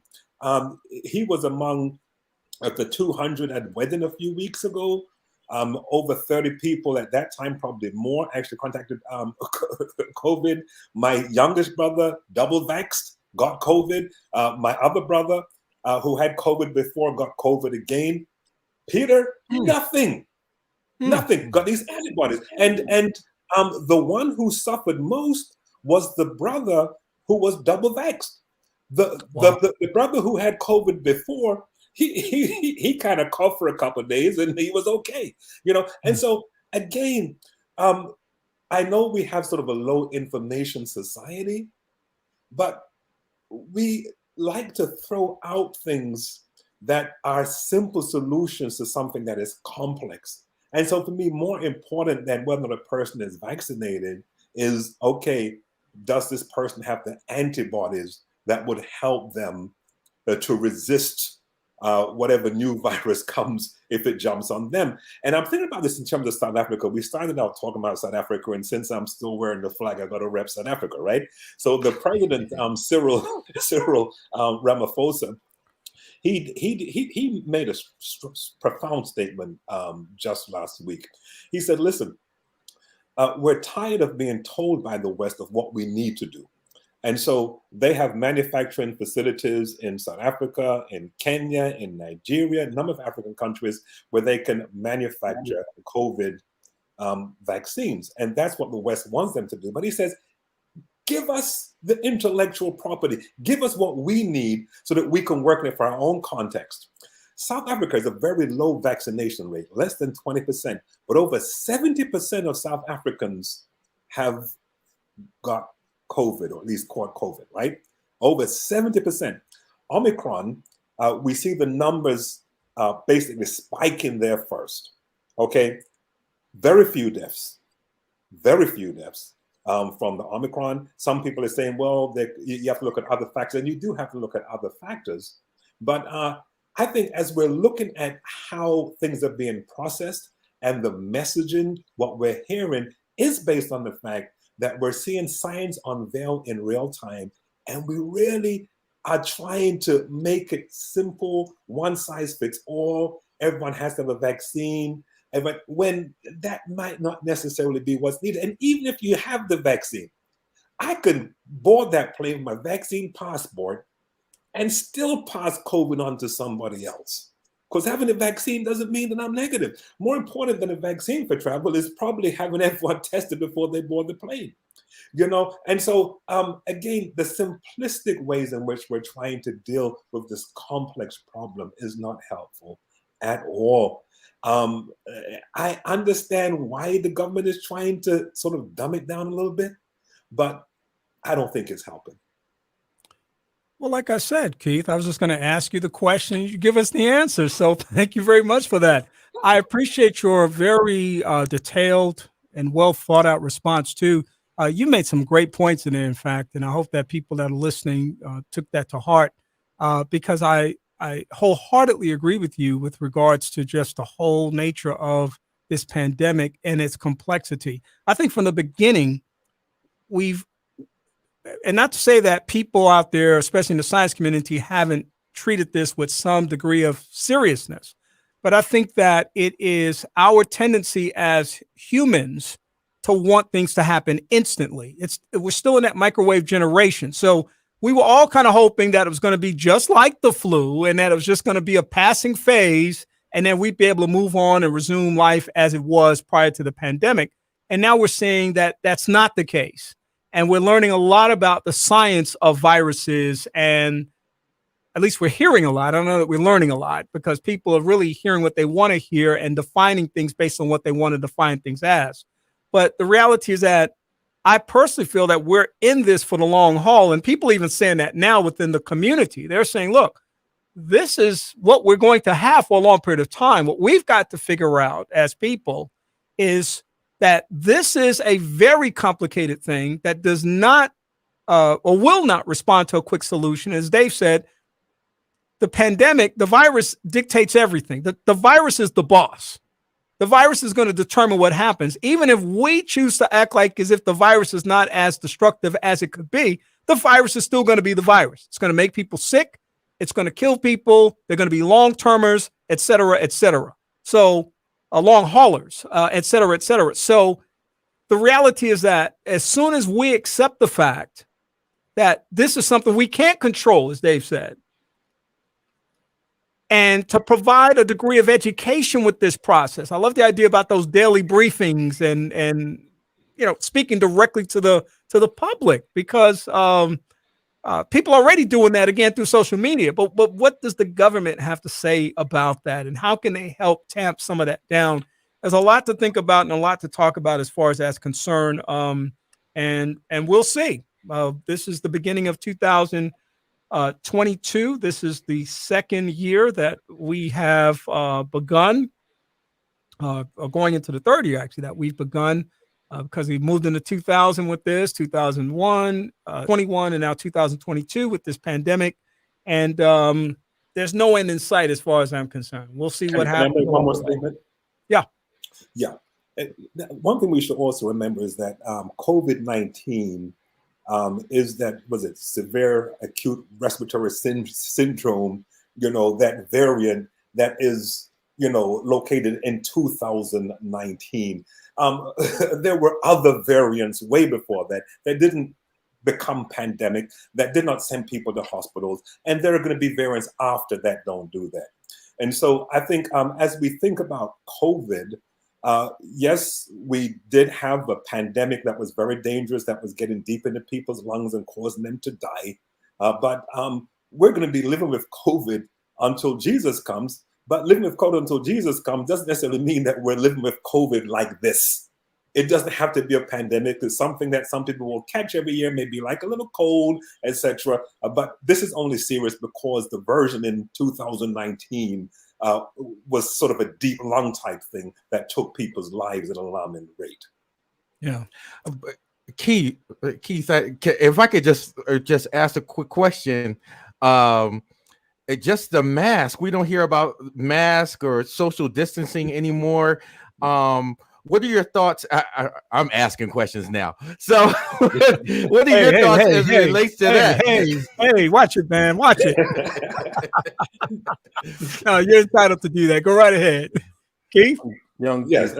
No, absolutely. I mean, that is, I'm in Florida here, but Orange County is a little bit better. All right. Now I've been out to California, Dr. Brandon, and I know that California, most people are compliant out there, but I'm in, crazy land with DeSantis, right? And many times my family and I go out, we're the only ones wearing masks. We went to a state park yesterday, and when we drove up to the ranger to get like the map and everything, everyone in the car to put their part, because this person leaning into our car talking. I'm like, what the what? I'm almost cussed on the Sabbath. And so yes, masking most definitely, and distancing when you can. Distancing is very, very important.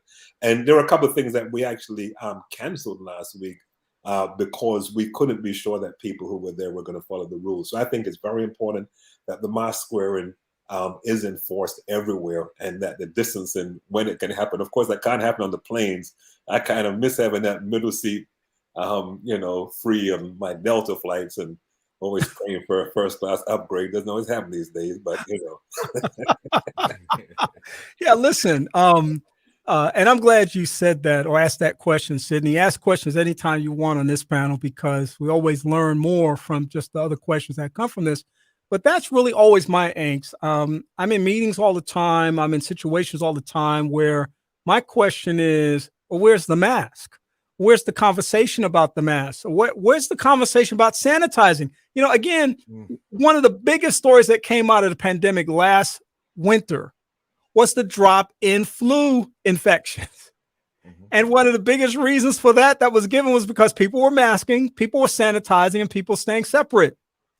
Now, aside from the anxiety that comes from not being able to gather and the great desire that people may have, even if you're gathering to some degree, even in small numbers, still wear a mask.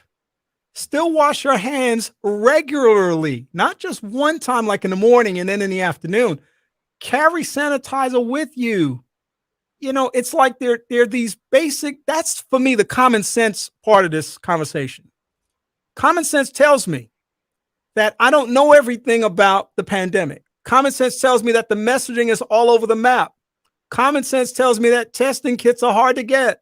Common sense tells me that some people are defending their right to do certain things that may put my life in jeopardy. So my common sense tells me I'm going to wear a mask. I'm going to carry sanitizer.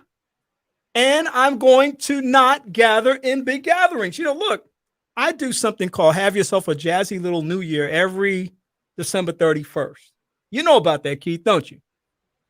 Yeah, that's a good bash, man. That's a good bash. And I've not been able to do it for the past 2 years. I'm not sitting around. It's a fundraiser for my scholarships. I'm not sitting around saying, oh, woe is me. I can't stand. I can't do this event. And I certainly wasn't going to say I'm going to do it regardless of the fact and just have tables spread out and things like that. It's gathering inside. There would have been 150, 200 people in the room. No way.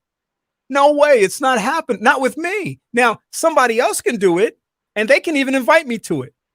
But my common sense tells me exercise the right to do what's right. That's all my common sense tells me. It's hard sometimes, I know, folks. It's hard because we want to come together. We want to gather. And Doreen says N95s all the way, all day long. I hear you, Doreen. There's no question about that. It's important to mask up, folks. Seriously, don't stop wearing the mask. I'm serious. Because there are far too many people who aren't. I mean, people walk boldly into these situations, too. They're sitting around. I see people all eating each other's faces without masks. And I'm like, yo, what's up? What's happening? I don't get it. I'm confounded by that. But hey, they're doing what they're doing, and I know I'm doing what I'm doing. And what I'm doing is best for me and my family. So that's the important thing. Great conversation, guys, on COVID, but there's more to talk about. And I'm going to do that right on the other side of a really, really short break. It's Second Chance. I'm Kenny Anderson. I hope that you're having a fantastic day. Thank you for joining us. Hey, Billy, want to go to the state fair? Yeah! Well, you can't. No, you see, Billy, when you throw away money on wasted electricity, you throw away everything you could have done with it. But now your parents are becoming energy efficient. They could save hundreds of dollars a year and take you to the fair next year. I want to go now. I know you do. Saving energy saves you money. Learn more at EnergySavers.gov. Brought to you by the U.S. Department of Energy and the Ad Council. Transforming lives. Transforming lives. You're listening to Second Chance with Kenneth Anderson.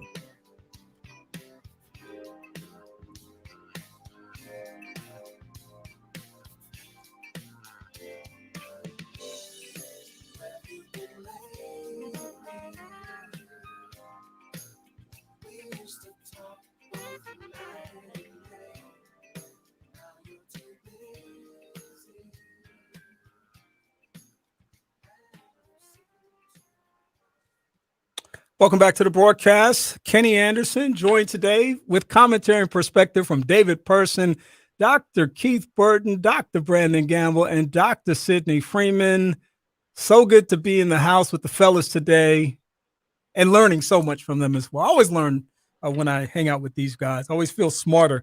I feel like I slept in the Holiday Inn Express last night whenever I'm around these guys. So that's all right. Thank you for educating us, inspiring us, and helping us to be better. This coming Thursday marks anniversary that is reflective of a very dark day in American history. It's the first anniversary of the January 6th insurrection. Call it what it was. And the January 6th Commission, of course, which we talked about a couple of weeks ago. And my question then was, are we getting anywhere with that process? I'm more skeptical than others might be, but in terms of the long-term impact of this thing.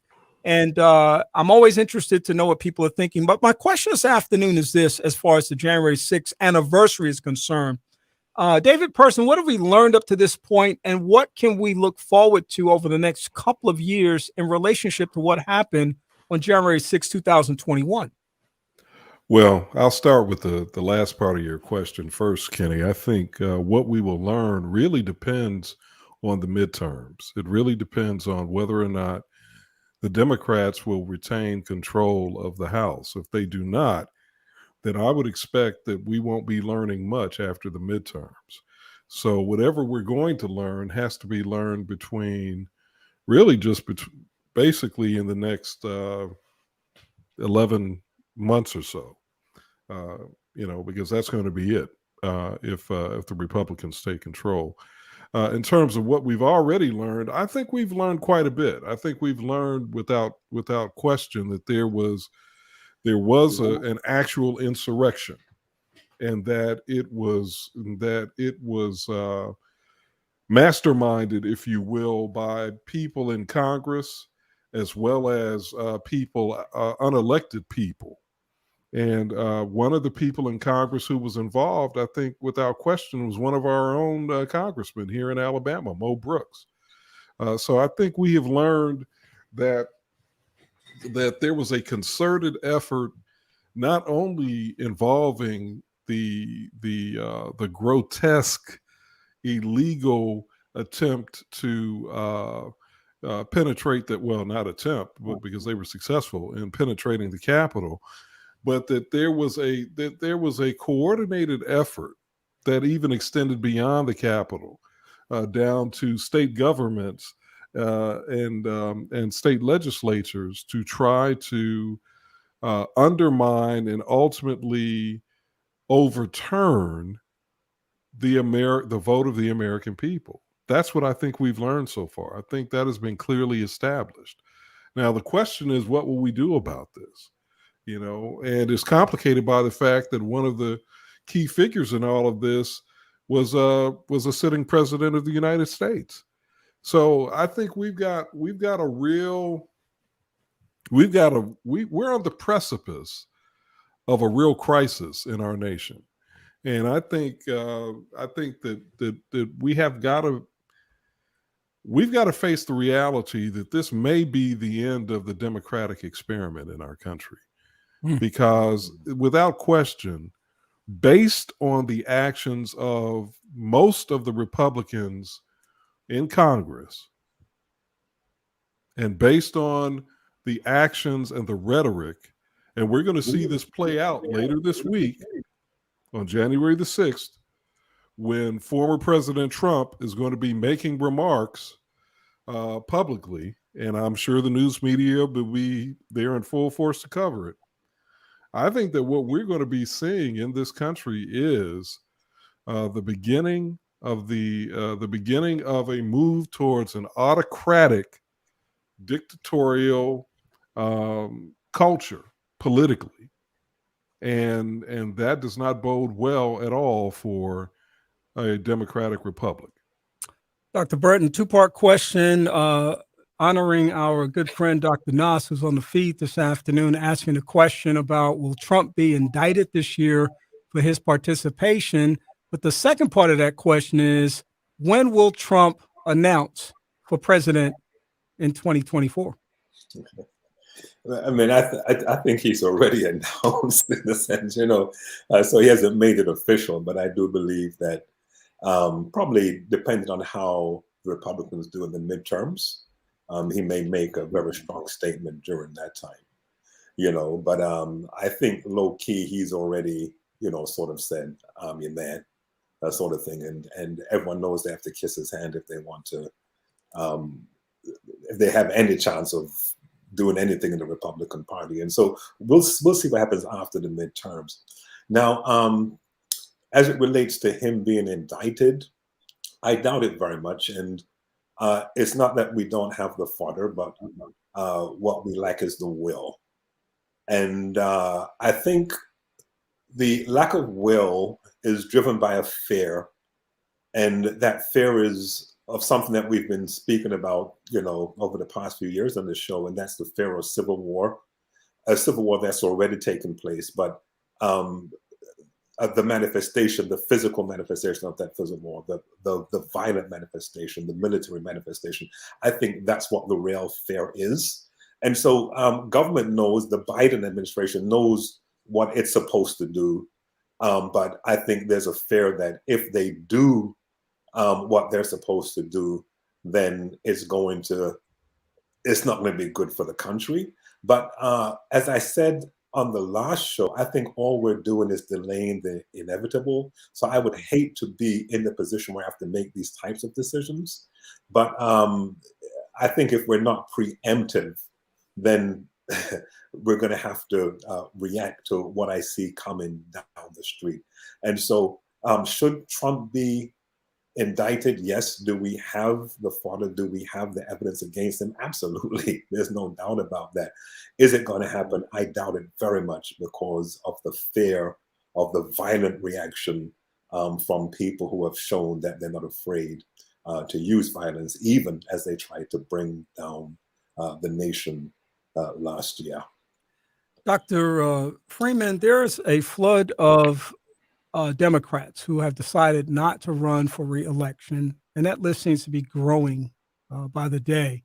Do you think that's a greater chance of, or that poses a greater threat to them not being able to hold the House, or is it what is often perceived as inefficiency, incompetence, and inability to get the job done? And again, a lot of that is grounded in messaging, because like I said, again, 2 weeks ago, to fight for climate change is one thing. And to fight for the ability to buy a loaf of bread or gas under $3 is another thing. The average person is going to want to put a loaf of bread on their table or be able to put some gas in their tank. I mean, it doesn't mean that they don't care about these storms that are coming through and all other kinds of ice cap melting. But, when I see the Democrats sort of stand up and they're crowing about these kinds of things, and I think those are important things to do, I think, again, it kind of goes back to the messaging ability to be able to communicate those things. So they're definitely at risk of losing the House for any number of reasons this year. But I wonder about the defections. Does that make it even more likely that they're going to lose the House this year? Yeah, that's a definite concern. There's that civil war within the party that's going on, where you have kind of the progressives that are pushing for certain things that those like Nancy Pelosi and others are, I guess they're a little more to the middle than AOC and others, and so I think there is a real concern. They haven't been able to rope in people like Manchin. I was just thinking about how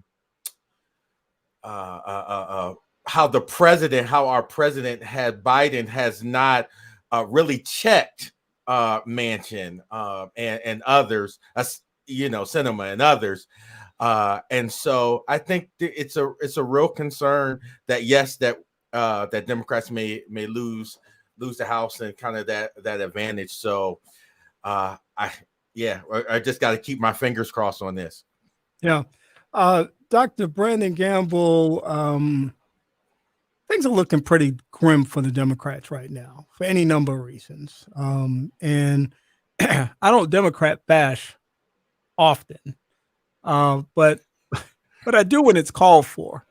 And again, the Democrats have now had a whole year, and I'm talking about being in office a whole year. They had some anticipatory opportunities prior to that, but they've had a whole year to create a narrative.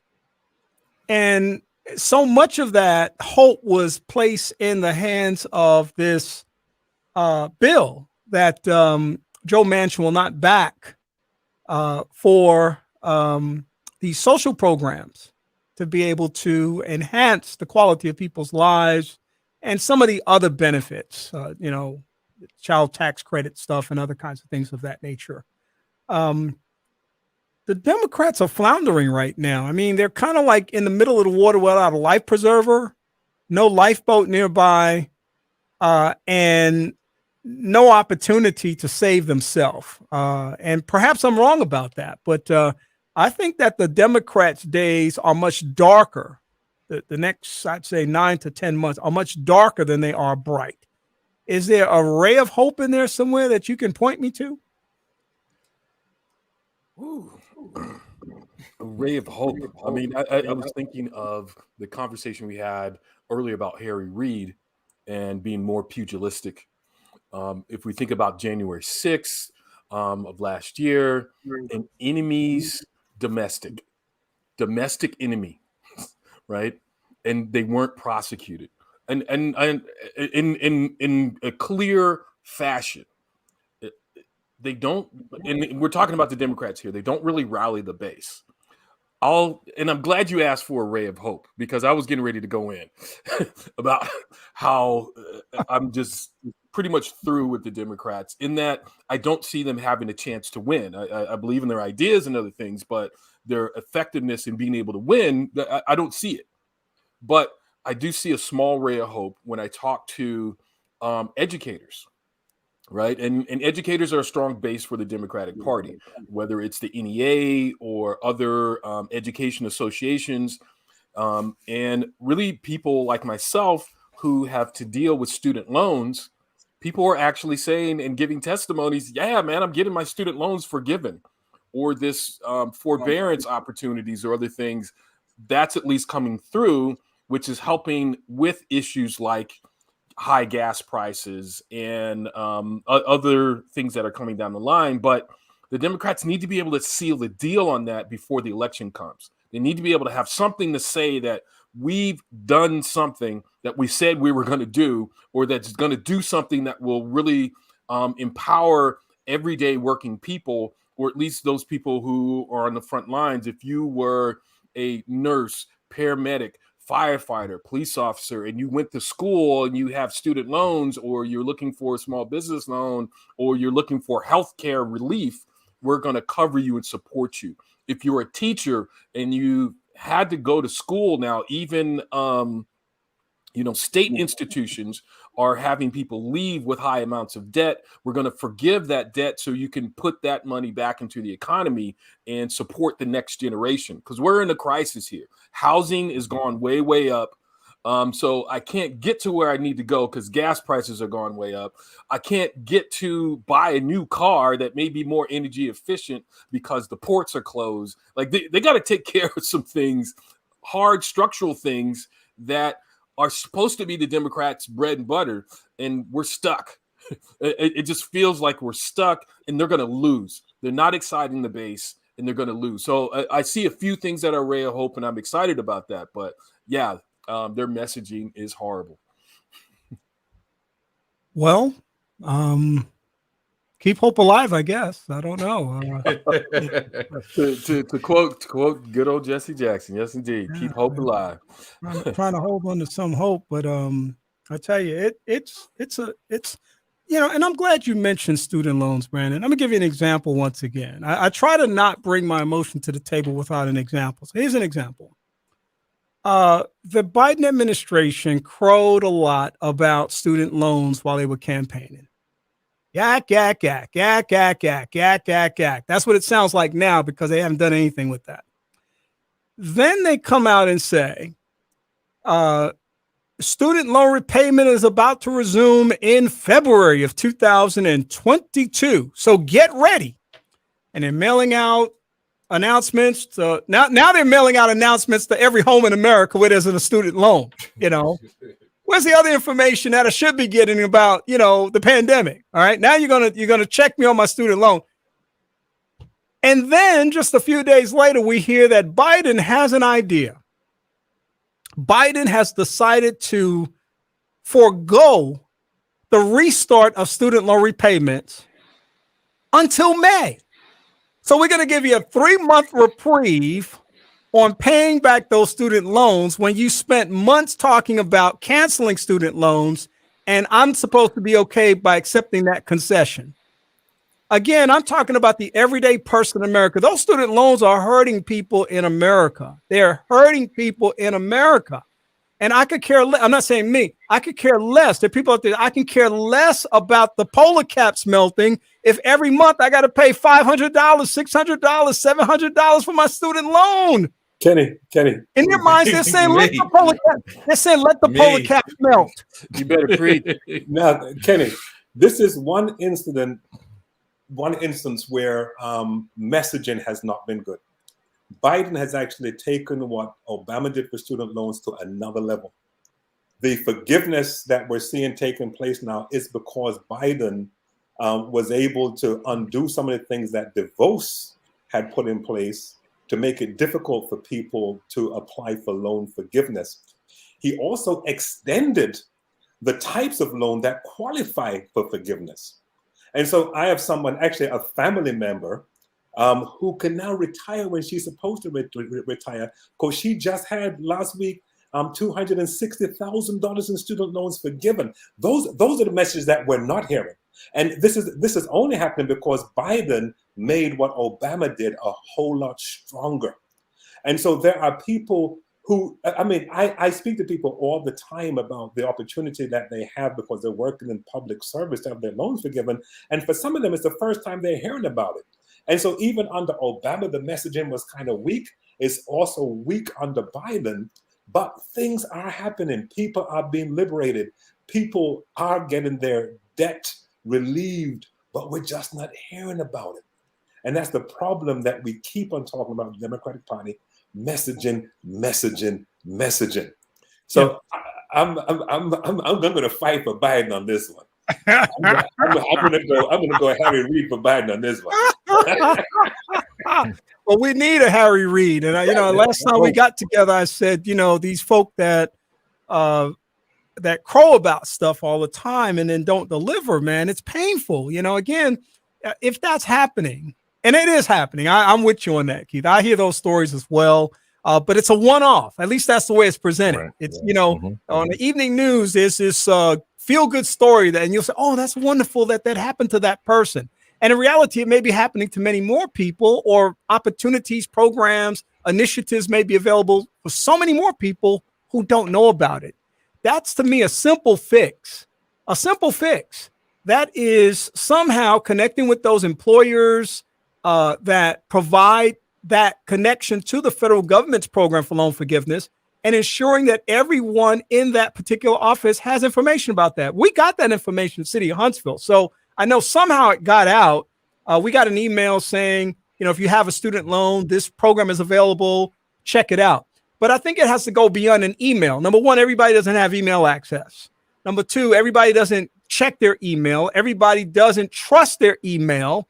And so there has to be more than just that particular thing. I think they need to partner with HBCUs. I think they need to partner with Black churches. I think they need to Black and brown churches. They need to get deep in the community. Stop standing over here and throwing a bone at people. Mm-hmm. Get in the mix. Get in the community. Check people. Put people in the community to have one-on-one conversations with people so that this can happen. And instead of standing up and saying, what we've done is we've cleared the rolls of 10 people on their student loans, or 100 people, 1,000 people. There are millions out there that need to hear the story, not just those few that you've done something for. So let's get on it, Biden administration. I'm sorry, I just keep wanting to.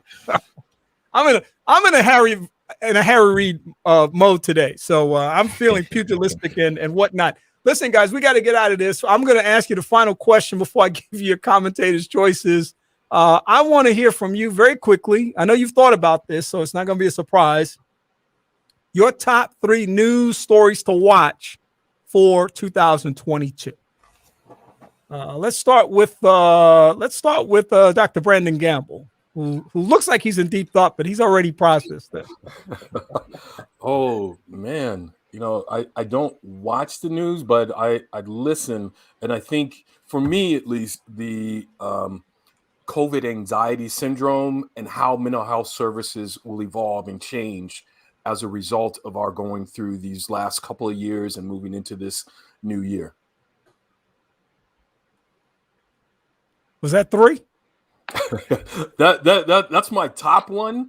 But I think I mean, you need some more time. Days on my brain.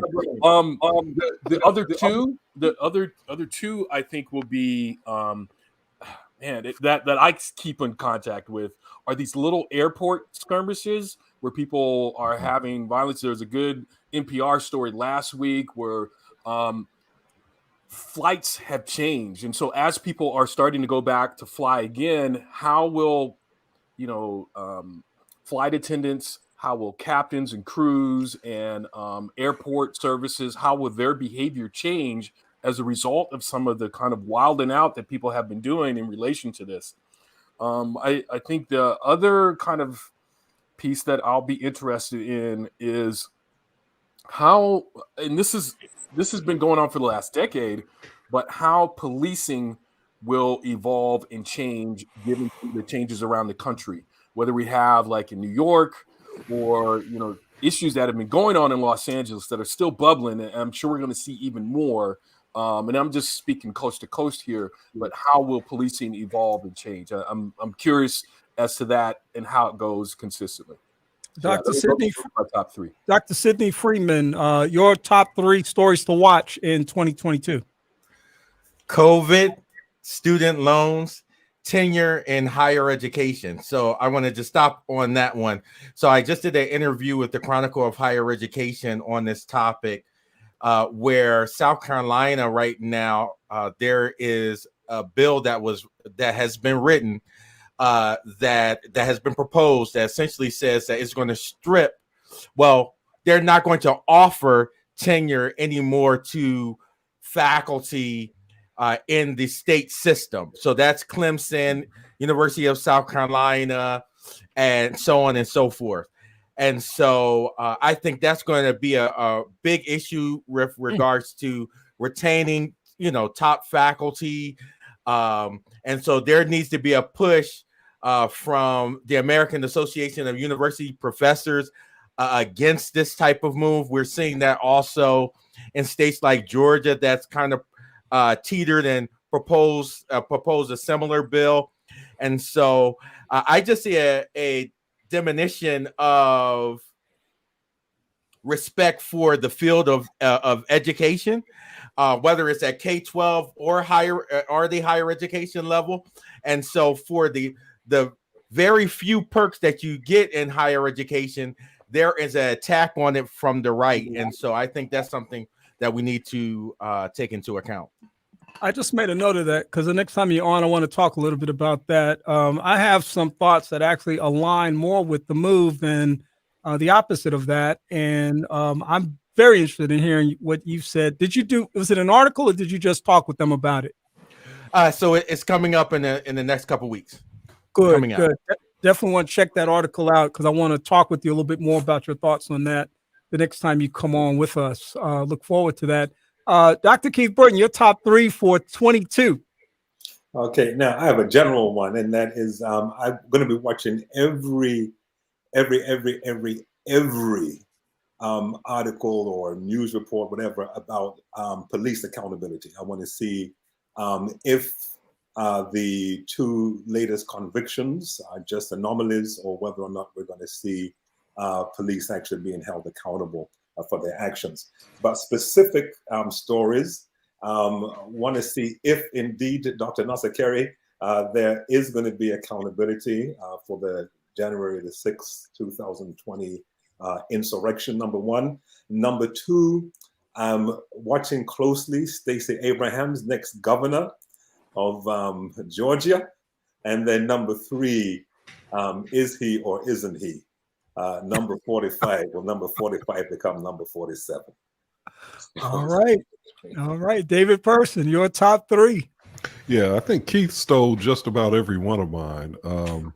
COVID would be number one for me, and the implications of it economically, medically, scientifically. Two will be whether or not Trump will be indicted by New York State or even possibly Georgia, which is also looking at charging him with what is the charge? I think it's election interference or obstruction. And then three, I think, what will happen in the midterms. And then also as an addendum to three, what will happen with Stacey Abrams. I think those are all key. All right. My top three would be the pandemic, also midterm elections, and then the ongoing threat to democracy, which I think they're going to be, through the voting rights issues and more. We're going to see a lot more of those types of things happening. So thank you, gentlemen, for a great conversation today. This is now time for your commentators' choices, and we'll start with Dr. Sidney Freeman. Yes, I just want to say congratulations to Dr. Brandon Gamble for his promotion as the Black Resource Center Director at San Diego State University. So just congratulations to one of our own here on the broadcast. Also, I'm excited about some work I'm going to be able to do. I'm going to be serving as a visiting scholar at the University of Pennsylvania. In the provost's office. The work I'll be doing is related to helping faculty, Black and brown faculty, be promoted and retained in higher education institutions. And something that I've really been thinking about going into this year is the radical revolution of rest. And so this idea that getting between 7 to 9 hours of sleep is a goal that I'm trying to set for myself. I'm a person that has pushed myself pretty hard the last few years. And now one of the things I really wanted to do as far as my health goals is to prioritize rest. All right, fantastic. Dr. Brandon Gamble. Yes, this one goes out to my brilliant, beautiful, and talented daughter as a part of the OU Me Too movement and Me Too in general. She's gone through some very heavy things. She posted about them on social media. And she, like her daddy, is a fighter. So I'm very, very proud of her. So as one of the quotes from Desmond Tutu says, and she's living this in this next generation. I wish I could shut up, but I can't and I won't. Again, that's quoting Desmond Tutu. And shout out to my daughter, Anissa Janae Gamble, aka Janae, the artist. And you could follow her on Spotify and iTunes and whatever else. But she's out there doing great music, which really speaks to young women's empowerment. So I'm very, very proud of my daughter, Anissa Gamble. All right. Power to her. Dr. Keith Burton. Wow, there's so much I wanted to say, but I know I can't. But I'm not sure how many have seen Just Look Up as yet. Very powerful social commentary. I had to watch it twice, actually. The first time it put me to sleep. And then my children told me I didn't know what I was what I was supposed to be looking for. And then when I watched the game with the kids, etc., then I understood what was happening. So very powerful social commentary. But I also saw very strong spiritual implications. And yes, it was a parody, very strong satire as it relates to our current political and social situation in the United States of America, and indeed in the world, but also this whole idea of something coming and seeing how people reacted to this impending doom. I don't want to do any spoiler alerts over here, but this impending doom sort of thing. You know, there are some people who are like, okay, let's party like it's 1999. And then other people kind of said, okay, let's get close to the family. Other people return to their faith. And so I looked at it through political lenses and through, spiritual lenses. And so if you've not yet watched it, again, I don't want to do any spoilers over here.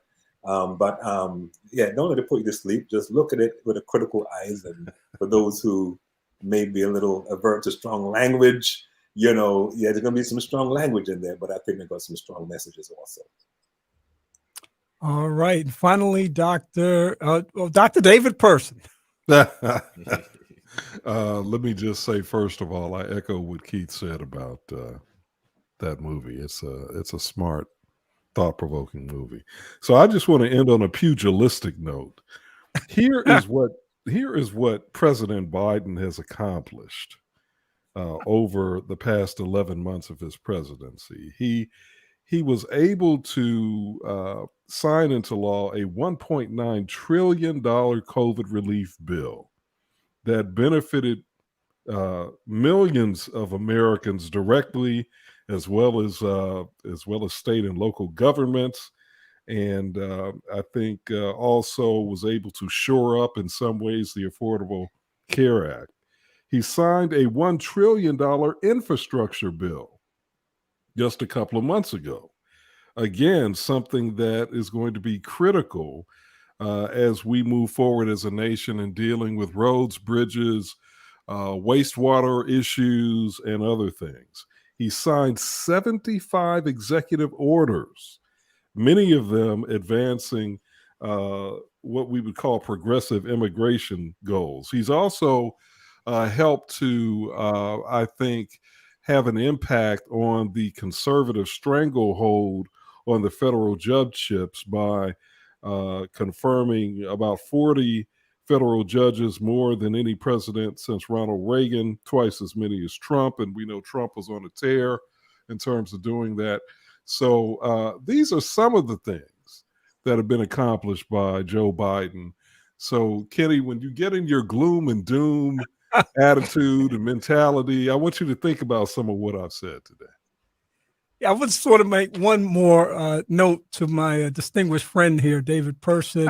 I mentioned I went off on Biden about an hour and 10 minutes ago, and I realized he's a little distracted since that time. So he clearly went into his research and development mode in order to be able to pull those, to call that information together and make sure that he was able to end on a pugilistic note, as he noted.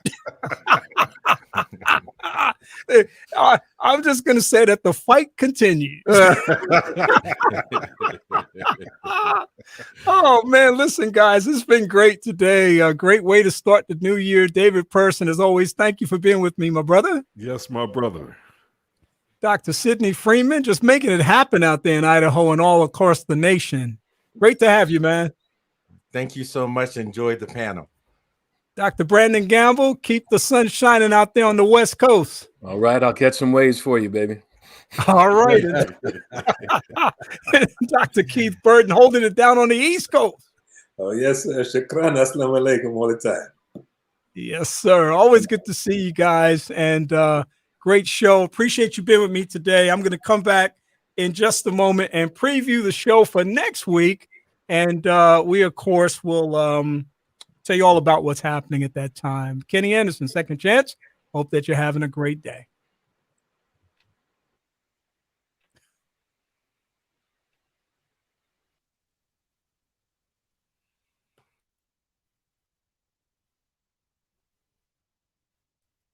Transforming lives.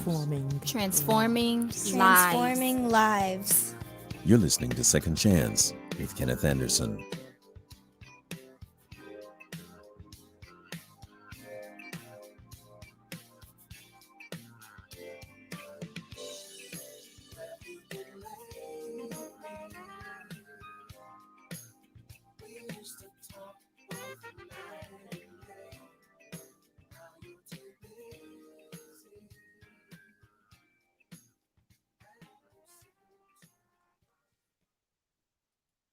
Perhaps you have some ideas, comments, or suggestions that you would like to share.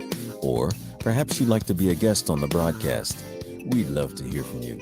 Please feel free to email Kenny Anderson at mxlife@aol.com, or you can like us on the Second Chance Facebook page.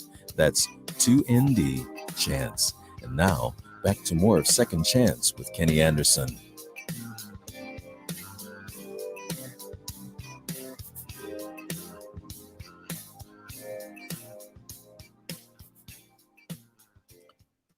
Once again, thank you for being part of the conversation today. Always a pleasure to have what's going on in the fellas conversation. Today, David Person, Dr. Keith Burton, Dr. Brandon Gamble, and Dr. Sidney Freeman Jr. joining me for some great perspective and insight on a variety of things.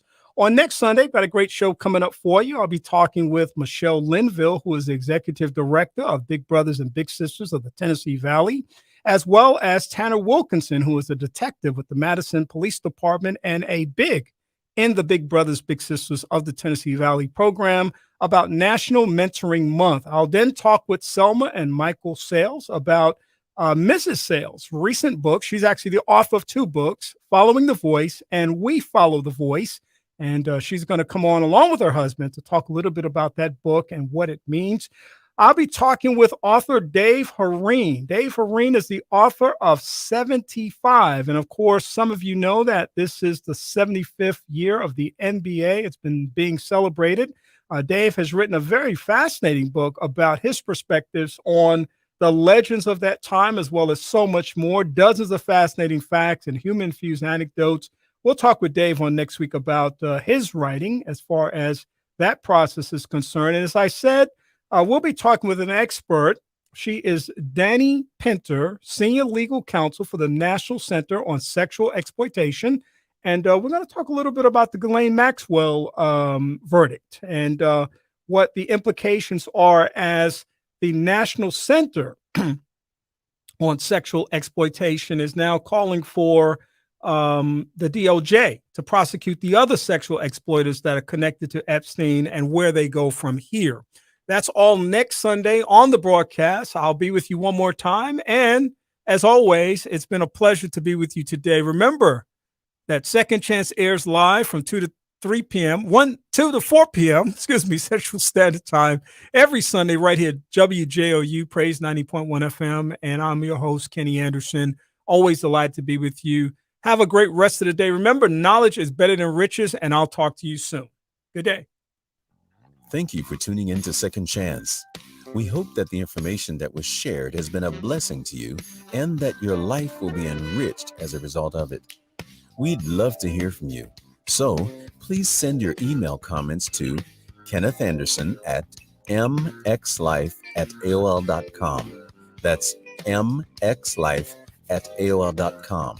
And check out our Facebook page, 2ND Chance. That's 2ND Chance.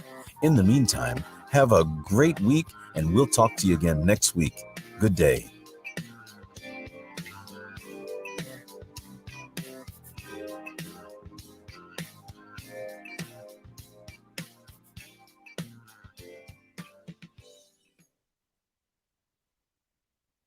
WJOU Huntsville,